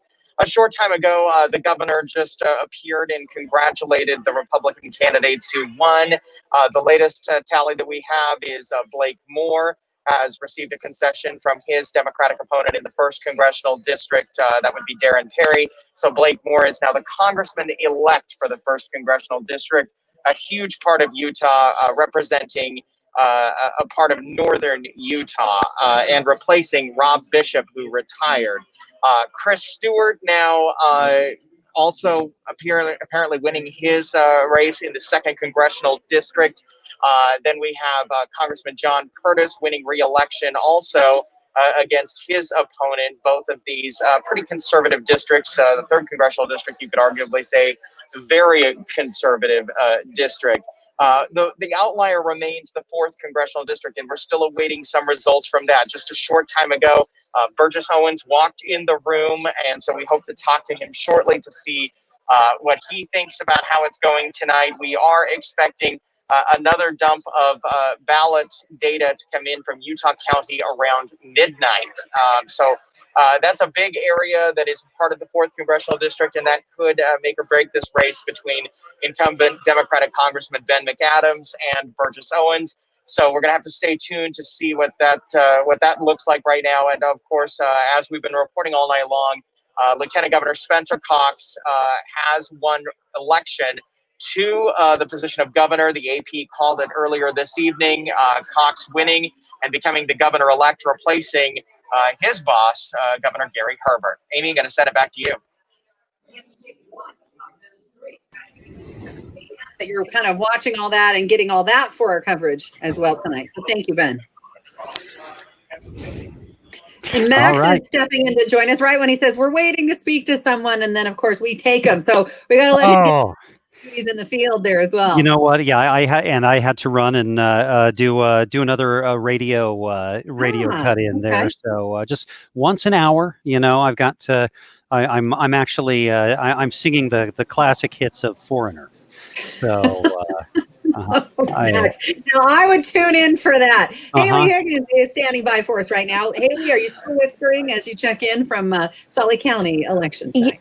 Yeah, I want to take a look here. So we're in the basement of the Salt Lake County building, and we're getting a lot of ballots that are starting to come here into the basement. I'm going to flip around here. I'm going to show you what we're looking at here. So these are a lot of the ballots that are coming in from the precincts and the voting centers all across the county. We aren't seeing a lot of them actually being counted, and that happens in this. I'm not allowed in this room, but I'm going to show you. This is kind of where the ballots are counted. Oh wow, her signal isn't even allowed in that room. Can you see me now? Oh, we can see you now. But when you went into the forbidden room, your phone cut out. You were blocked out. Do you guys out. think that's a coincidence? I don't know. But here's a better look at some of these machines, and we haven't really seen them running, not for a while, and that would make sense why we haven't received any new ballot totals on these races since the first drop that was just shortly after 8 o'clock. Let me do a quick refresh here. So I wish I had some new numbers for you guys. We were expecting something every 15, 20 minutes or so, and we are still looking at about half. We're looking at half of the ballots, or ballots cast by half of the registered voters in the county. So yeah, more and more ballots keep coming in, but they're not really making it into this room that has really poor cell service. Okay. Maybe that's for a reason. Yeah, by design, I think. There's a lot of security happening here, and I didn't know this, but it makes sense that when the ballots leave the all of these voting centers, they get a little police escort to make sure that they get here safely. Wow, that's yeah, it's nice to hear that they get the VIP treatment. You know what? While you're there, I'm looking at the Salt Lake County election results on my screen here, and we can probably even share that. But this is just it's just again one of those indications that we have that there's this island of blue in Salt Lake County in a sea of red of Utah, because you look at the presidential results in Salt Lake County, and it's 58% for Biden and 38% for Trump. So a real, just such a kind of flipped from the statewide results. And then even with the congressional districts, Cale Weston, the Democrat, leading Chris Stewart handily with Salt Lake County voters, even though Chris Stewart is clearly winning that race.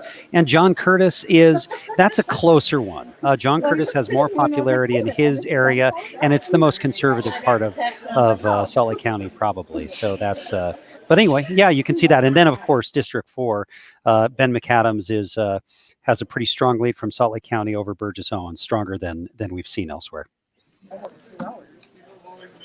Yeah, so we have been looking at these results, like I said, since about 8 o'clock. So we're hoping to get some new ones as soon as possible. But according to the forbidding ballot counting room here, it's pretty empty right now. And the doors are open. Before they were, when ballots are in there, the doors are locked, and they're very particular about who they let inside here. So we're just keeping an eye. But there's a lot more ballots starting to make their way in here. All right. Yeah, and Hailey, thank you so much for that. It's just interesting to see, and that's Salt Lake County is more than a third of the population of the state, so it's important work going on in there for a whole lot of people's ballots. Yeah, it is. Hey, Max, I understand that we want to go to Michelle. Michelle Quist is standing by, one of our political experts. Yeah, hey, Michelle. Michelle, we appreciate you holding on with us. No problem. Good to be here again. So much. So maybe you were right, and not so surprising tonight. It makes me a little nervous because I'm not quite sure, but there's still just not much out there, except really for the amendments that have surprised me. I am surprised that they have all passed. That's different. I wondered about that. I was wondering how voters would take it, looking, especially at Amendment G, where you're talking about, because there's something about. When you're learning about you like even the Utah Constitution, now the budget works, that idea that income tax is earmarked just for public education has always been a really big deal, especially in terms of the fact that we have education funding that lags behind most of the country in terms of per pupil spending. Right. Well, and Amendment G wasn't very clear as to what the money can be spent on. It's for two particular purposes now, for the disabled population and for kids, but that's still kind of vague as to where the money's going to go. And so it's kind of a very complicated amendment that it's surprising that it would pass. But, a lot of teachers groups were for it. And so I think that kind of made a difference for people who are saying, oh, well, this affects schools. Well, this teacher, likes it, so I guess it must be okay. Yeah, it's and I guess the argument from that side is their legislative, I guess there are laws that have already passed that say, well, if this passes, then we're going to guarantee that we're going to up the budget this much each year, or keep up with the growth and that sort of thing, which is a bigger guarantee in terms of growth of the budget, but it's an easier guarantee to go back on. Right. And the opposition, was always like, well, they can do that anyway. They don't need to amend the Constitution in order to do that. But it does give the legislature more flexibility. Yeah.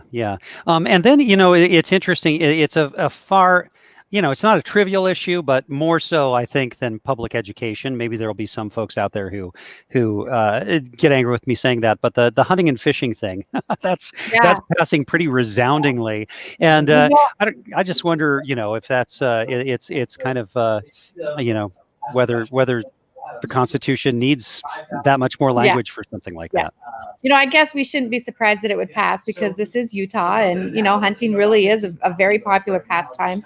The only thing that concerns me is with things like, there's already legislation that says, somebody who's not current on their child support can't get a hunting license. And, how will this constitutional amendment affect some, statutes like that? And will they have to go through the court system to decide now if it's constitutional or not? And I question, what will happen with those types of things. But we shouldn't be surprised that Utahns really like to hunt. I think we all knew that already.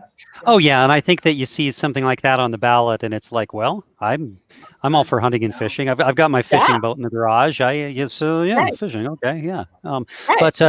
And Michelle, you're a lawyer, and you've also run for office. And when you come onto an election night like this, does it what does it make you think about when you think about the people who are waiting for those results? Is it painful? Is it bad memories? Is that what you're asking?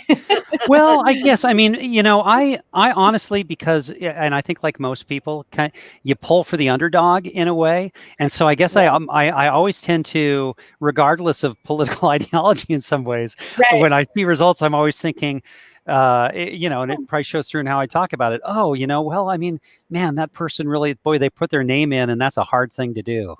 Yeah. I think for all parties involved, it's always just relief, glad that it's over.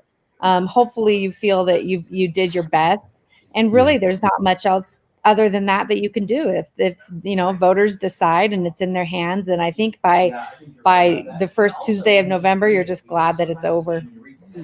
Well, as a fan of your Twitter feed and your columns, I'm fine with what you're doing now. So thank you. Amy, what are you thinking? Yeah. No, that's a good perspective to ask a candidate at one point what it's like on election night, because we talk about it, those numbers, but I guess until you've been in their shoes, you don't really know, the feelings that are involved. But that was interesting to hear her comment about a sense of relief one way. Yeah. And I'm biased, I guess, as a political reporter and someone who overall likes politics, even though it's gotten a little ugly at times. It takes so much guts to put your name in there. It's not something I've ever done, and for these folks to do that, I don't have this knee-jerk sense of as a politician, because to actually do that, you're putting yourself on the line and asking for criticism and inviting people to say that they don't want you and they want someone else instead. So that's a hard thing to do. It's definitely, as you mentioned, like a heroic thing to do, is to truly represent the people and to out there and serve as a public servant, that's or lose and not represent the people, and that hurts, no matter. And many times for those people who lose, as you call it, but they've actually gauged kind of what the issues are, what's important out there, getting a sense of the fervor that their community wants, and I'm impressed by those who do throw their names and throw their hats into the ring, for sure. Yeah, definitely. Well, I'm looking at different, we can talk about national stuff. We can talk about some other local stuff. What do you think? We've got a lot going on. Well, I think it's pretty hot nationally right now, isn't it? It's nationally. Yes. Yeah. We do have, right now, I'm looking at the New York Times, how they're tracking the results, and what they have, the different races that are called, and that's the map that you're looking at right now. And the big numbers on the top, 209 Biden and 118 Trump. 209 is buttressed because California has been called and New York has been called, and those are the two biggest solid Democratic states. And there's Illinois in the middle, which is also very big. And so Biden's total is impressive at 209. I believe that let's see, Hillary Clinton got more than that in the end in 2016. but not much more. So he's clearly outperforming that at this point. Mhm. Fox has actually, the Times has not, but Fox has actually already called Arizona for Biden as well. And that is actually, that's a big shift. Arizona is a swing state and a relatively big one that's been reliably Republican Right. up until this election for years and years. And so so that's kind of a surprise. We see a live feed from the White House, which is where the president is holding his events tonight right now. Right. But anyway, yeah, so if Fox is right, and they're the only ones who have called that so far for Arizona, that's a big deal. And then it's really the swath of Midwestern states, Pennsylvania, Michigan, Wisconsin, Minnesota, that will be the real deciders for this race. Yeah, it really is something as you start to come in, right? 271, that magic number, and there are different paths and different. Or just 270. 270, So sorry. a tie could be 269, 269. Right, You have to get to 270. 270. Yeah. 270 Yeah, is the it's a magic weird number. Yeah. Yeah. It's weird that the whole thing is an even number and that there can be a tie. You know, Lord willing, there won't be. No, I don't want to deal with a tie. But Now we're taking a look at Max. We're taking a look at that live feed right now, and it Yeah. looks peaceful and calm there at the White House tonight, doesn't it? But yeah, they have appearances can be deceiving. They have a very secure fence that they put up, you know, one of those with the things at the top so it goes back and you can't climb over it. There's very high security there at the White House tonight. As I mean, It's they're been always fun to is, but check even in more so. to be here with you tonight, Max. I know this is sort of what you love and have been doing it for some time. And here in Utah for Fox 13. Yeah, you know, it's been for me, it's been more than 18 years now doing it here in Utah, and growing up in Utah too. Love politics from when I was a kid. So yeah, it's just you know, was so glad that I got to come back and be a part of things. So this is really fun. Yeah, and it's an honor for me to be part of our extended coverage. Oh, I am honored to be able to be a partner with you. And I understand we have Jason Perry standing by, and Jason, along with being the director of the Hinckley Institute of Politics, is the host of the Hinckley Report, and just an all around good guy, and what a great presence in Utah politics. I know that people really rely on the report and the Institute forever. So, Jason, what are you thinking just in general right now? Well, we started this with you and Amy asking such good questions about where we are as a country, and I started with kind of, it's just like an optimistic tone here. Is what's happened up to this election day has been a whole lot of negative, a whole lot of divide. That's what we've seen so much in the country, and my hope is that we can resolve some of those things going forward, because the things that are dividing us are the very things that are impacting every one of us in the same way, from the pandemic to the economy to our jobs. These are the big ticket items that these candidates are going to need to try to take care of. And whoever wins, whoever takes the spot in the White House, they're going to have to get after it for us as a country. And what we need is to collectively start rowing together. That's what we need to do. And that's what, you know, we're seeing it a little bit, and I hope that's what happens.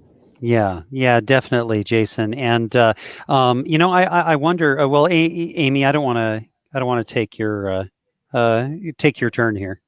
No, go ahead, Max. If you had something you wanted to go ahead. Go ahead. Well, I guess a part of what I was thinking that we really haven't touched on, we don't have a Senate race here in Utah, but our two senators have very different positions in the kind of broad scheme of things within the Republican Party, and Mitt Romney has not. He's kind of just keeping quiet during this election night. You know, I think Mike Lee is part of that Republican gathering in Sandy, and has campaigned for the president. So I guess what do you make of Mitt Romney's role in the world of politics right now?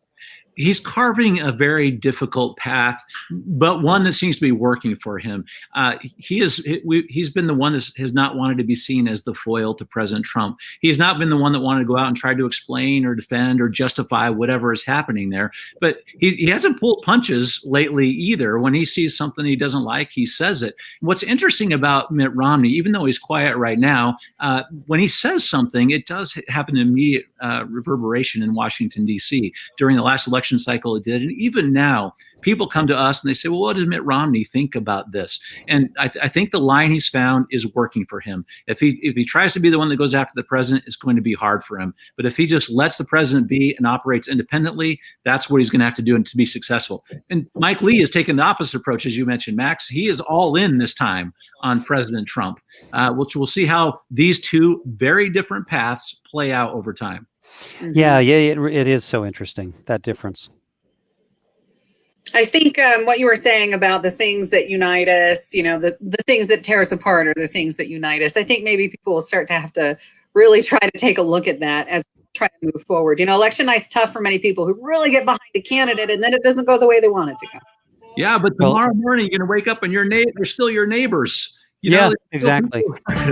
So we're going to the cut-in. So once again, hello everyone, and welcome to Fox 13 News coverage of election 2020. I'm Kelly Chapman. And I'm Bob Evans. Let's check the latest election numbers in the governor's race.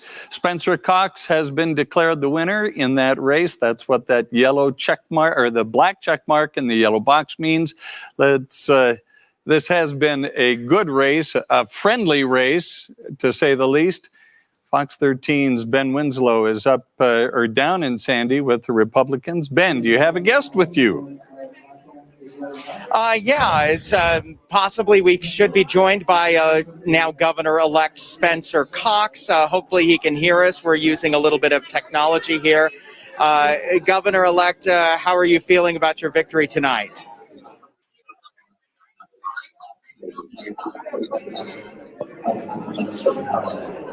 Governor-elect, can you hear me? Yes, it's been a very exciting night for us here in Sanpete County and Fairview.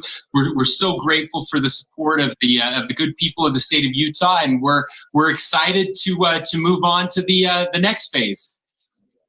So what does the next phase look like? What are you planning to do that may be different from your predecessor, Governor Herbert? Well, we have lots of things to work on for sure. Our big focus before COVID was really on education and restoring the joy of teaching to the classroom. We lose about half our teachers in the first 5 years of their career. That's something that we desperately need to turn around, and that will be a focus for us. Obviously, we're still in the middle of a pandemic, and that is going to be everyone's priority moving forward, starting in January.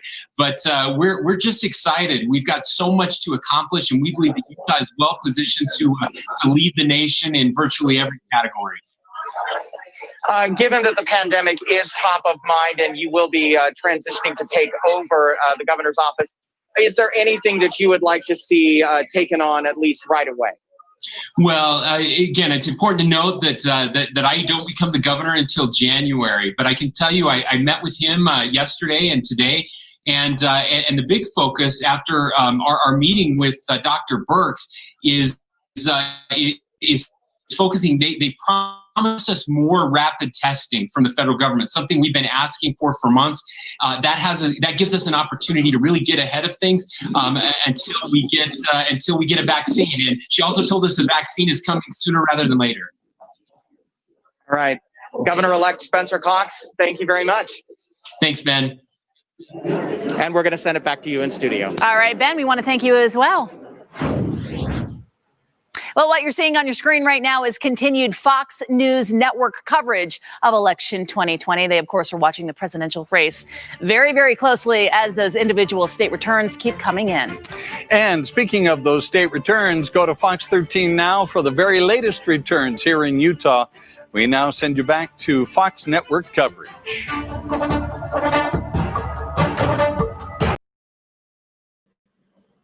And as we go back to Fox Network coverage there on Fox 13, Max, you and I have still got things streaming live here. Yeah, we sure do. And there's so much happening.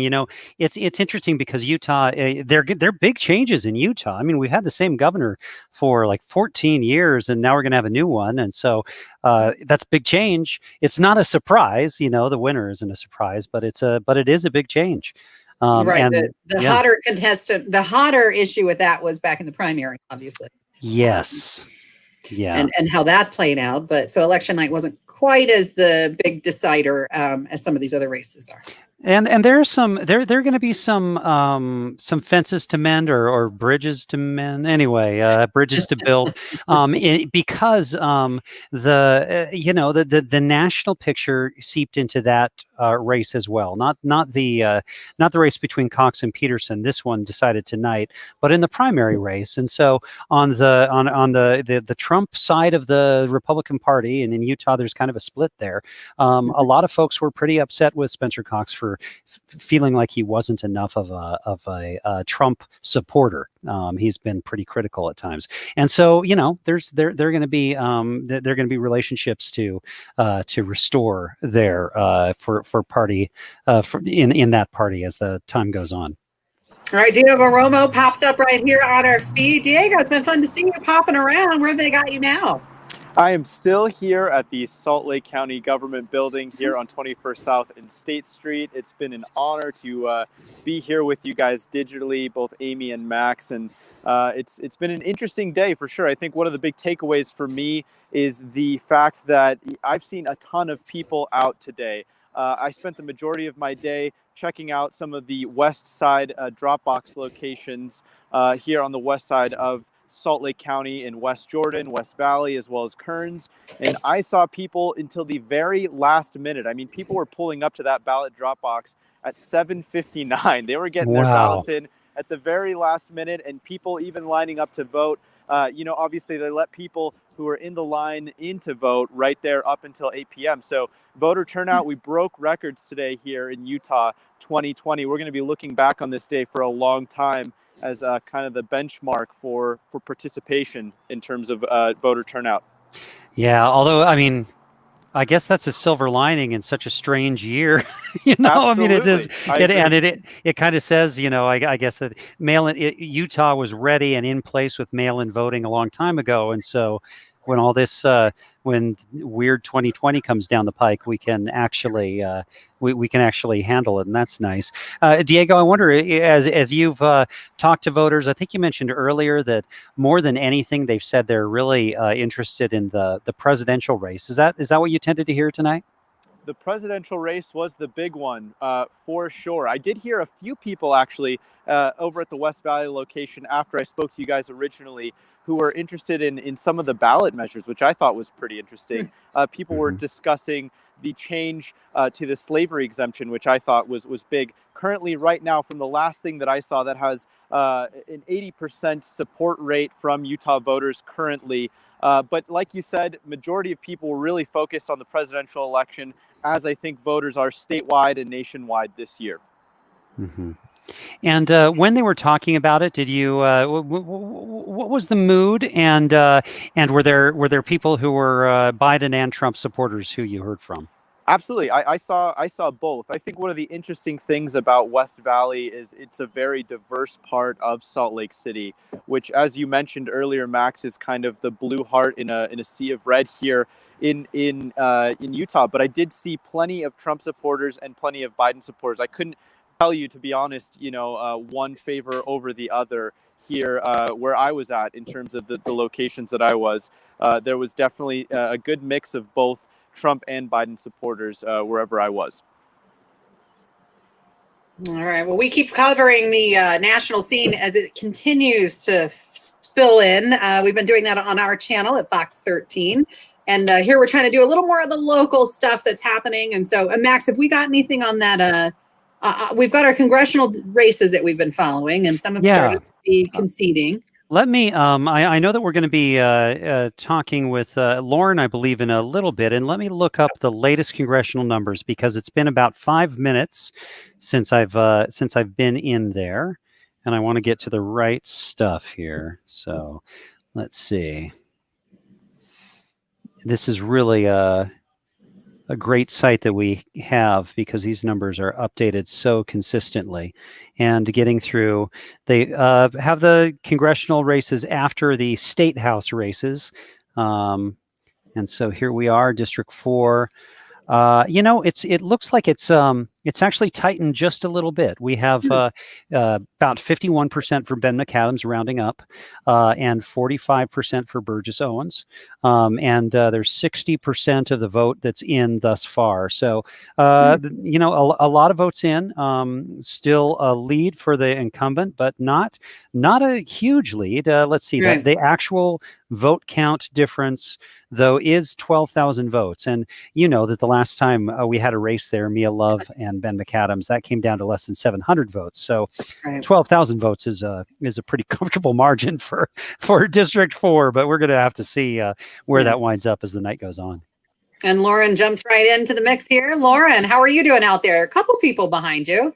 Look at that. Yeah, these are really just this is the last of it. We had a big box truck that came in and kind of took some things out. But, you know, one thing that with election night, this is not going to be going super late. Both Davis and Weber County said earlier in the day that, you know, once we put those results out after we've tabulated them at 8 p.m., we're not tabulating any other results for the night. And the people who voted today, you know what, we're going home, we're going to bed, we'll wake up tomorrow and we'll get those results in the next couple of days. So, you know, a lot of times you're waiting for those results to come out, but then you're still refreshing as other counties and other places are coming in.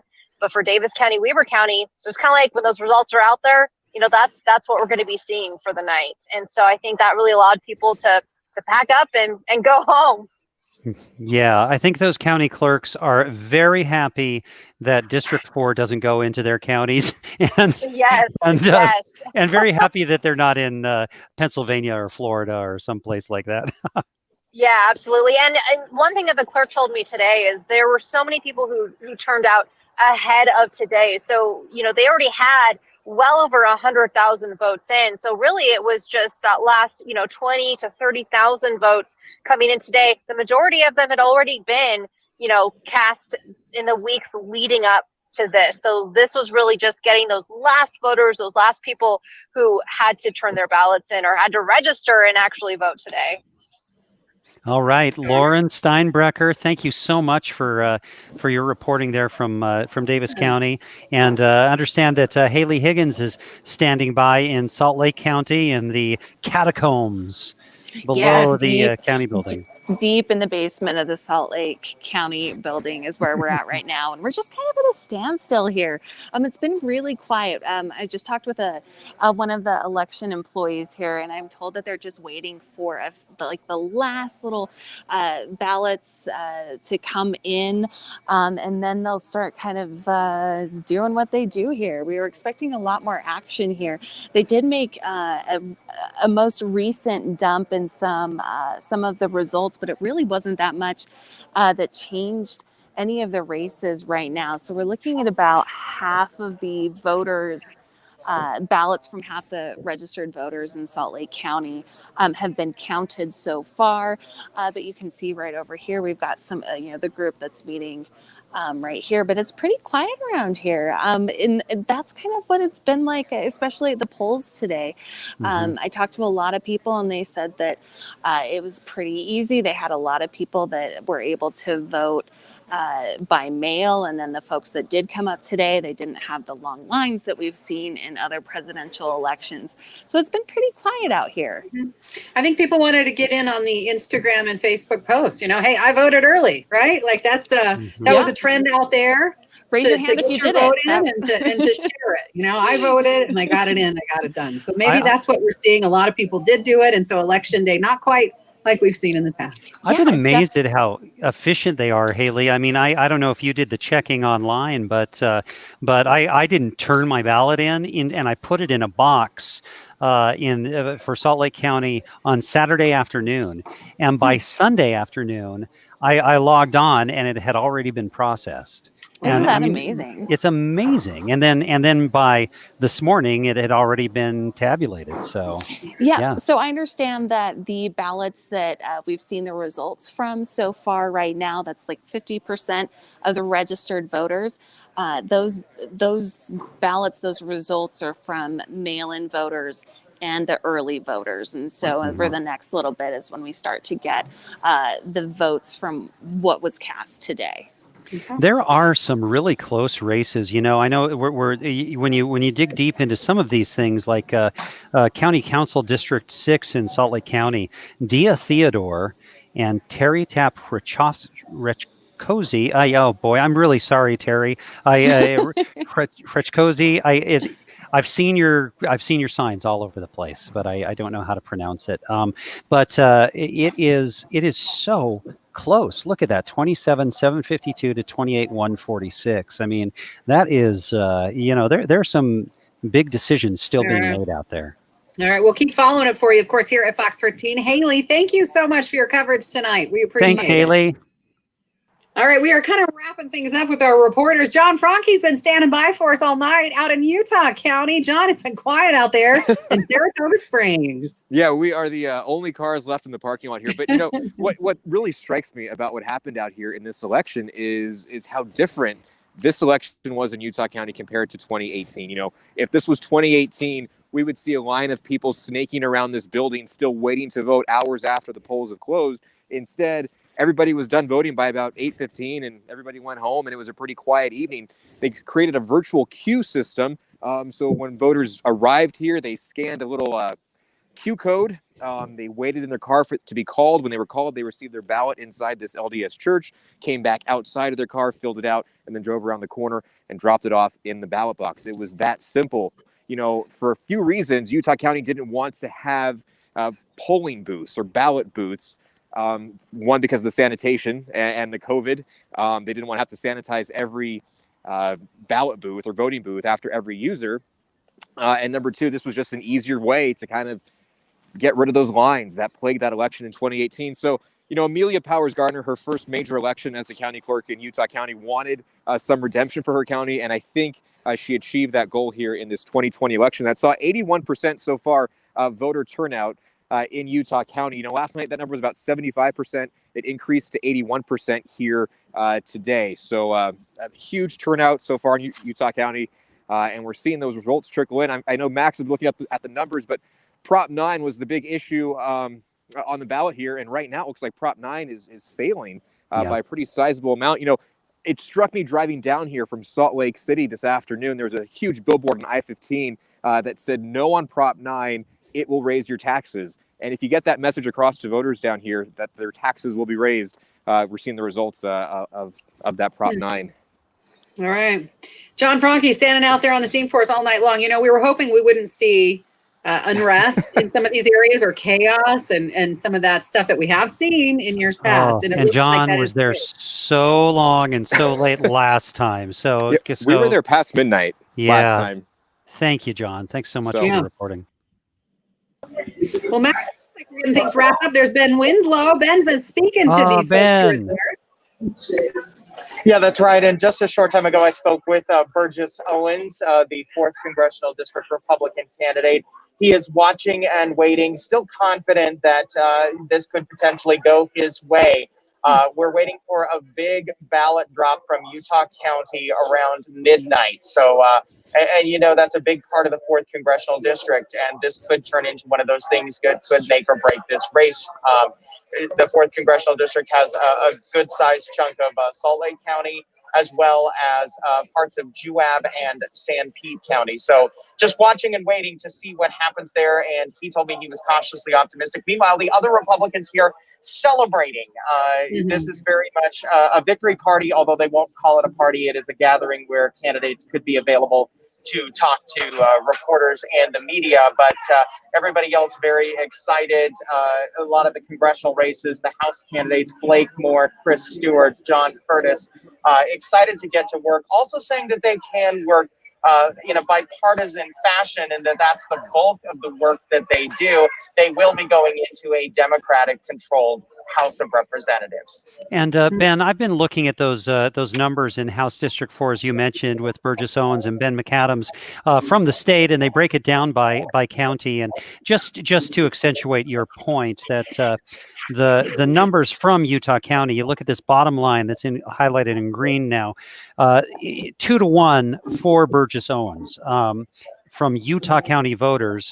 But again, it is more of a Salt Lake County district, and now highlighted in green in Salt Lake County. Ben McAdams leads not 2-1, but by a sizable amount, by almost 30,000 votes, 66,000 to 94,000. And so it's whether he can run up that score. There's a language that the NFL player knows, whether he can run up that score enough in Utah County to make up for the loss in Salt Lake. Yeah, it's going to be interesting to see, especially everybody, again, we've said it before, and we said it and we'll say it again. Usually it seems like it always comes down to Utah County with some of these races. So we'll wait and see how good voter turnout is and whether that makes any kind of a difference. Okay. If people maybe were getting numb from the advertisement, or if it actually did motivate someone to go and vote. At least those ended tonight.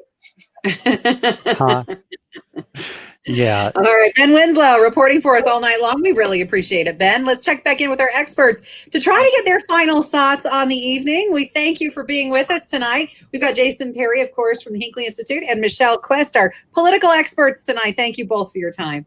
You're welcome. Yeah, so glad to be with you. Love doing it. Hey, we love hearing from you. I've got some good, motivational quotes in my mind now from both of you as we move forward. So thank you for sharing those words of wisdom. As we start to see some of these things start to come in, and as we get ready to end our live streaming coverage tonight, some final thoughts. Michelle, shall we begin with you? I hope people remember that, the story of this election was the amazing turnout, the pre-voting, the early voting. I hope people remember that it doesn't take much to vote, that it's our civic duty, that we can be engaged, we can educate ourselves beforehand, we can be engaged, we can vote, and then we can, it not only does it feel good about doing our part, but it helps us in our communities. And I think that's what I hope people remember and take away is that, if they hadn't voted before or kind of let it go off before, maybe they remember that wasn't that hard. I should make sure that I do that every single time. Yeah, I like that, Michelle. And as you were telling us earlier, research and talk about these issues and become aware of them and make yourself knowledgeable. And it makes us all better in our community. Right. Use social media as a good, and there's a lot of negative out there, but there's also, it can be used as a tool for good. If we share education, if we share information or ask questions of people that we trust and people that we know, we can make a difference. And I think that's important. Thank you. Yeah, thanks a lot, Michelle. And so as we go into this night, I think that even the folks in Utah are thinking more about the presidential race than anything else. So, Jason, what do you think? What are you seeing happen? Have you been following the numbers online? Yeah, I've been trying to follow them. This is as I promised, because I said it's going to be a roller coaster night, and it has been in every respect. You start seeing some of these states go to Joe Biden, some go to President Trump, some unexpected. Particularly when you start looking at some of these states right around Utah, you start looking like Arizona, for example. It's been interesting to see the Utah influence, and people are connected to the state of Utah and a place like Arizona helping to turn that one. So it's interesting to see if that's something that is going to stick after this election cycle, or if this is one of those times when people are voting against someone or they're voting for someone, and there's a difference there. Yeah, there's a difference there. We hear the never Trumpers or those who are actually supporting. Yes, you point out a good point, but it is quite a ride we've been on tonight on that scene. What do you think as we head into the later hours here? What should we expect? Well, I'll tell you, we're a couple of things. One, I know, because we have one really close race in Utah, and that's the 4th congressional district race. It's important to remember 2 years ago when people went to bed that night, Ben McAdams was only up by 5,400 votes. That's how far he was ahead, much farther ahead going into the midnight hour this time. So interesting to watch how that one goes. On the presidential race, this is so interesting. For those that have a candidate that's not going to win, maybe not going to know by tomorrow, but over the next couple of days, the next couple of weeks, hopefully not too much longer than that. I'll tell you, those people that are engaged for the first time that are voting, it's a big deal. You might not like the results. You might have lost this time. You don't have to like it. You just need to stay involved. That's the deal. All right, Jason and Michelle, you have performed some amazing duty for us tonight. Thank you for doing that, especially in these socially distanced ways that we've had to do it, because it's nicer to sit around a table together and hey, maybe next year in Jerusalem, huh? That's next presidential election. We'll be able to sit around a table instead of socially distanced. Yeah, So thanks very much. And Amy, we're going to wrap things up for tonight. We know what's happening in Utah, except for McAdams and Owens in terms of the really big races. So we'll be watching that. Fox 13 will be covering it until it's done. Yeah. We've got it to the end. And folks, of course, you can always check in at fox13now.com, maybe where you found us streaming here tonight. So we appreciate you letting us be a part of your election night. It's kind of a different way to come at you with all the information. So if you're watching, just a quick thank you and hope you have a great night. Thank you so much. And bye, Amy. Thank you.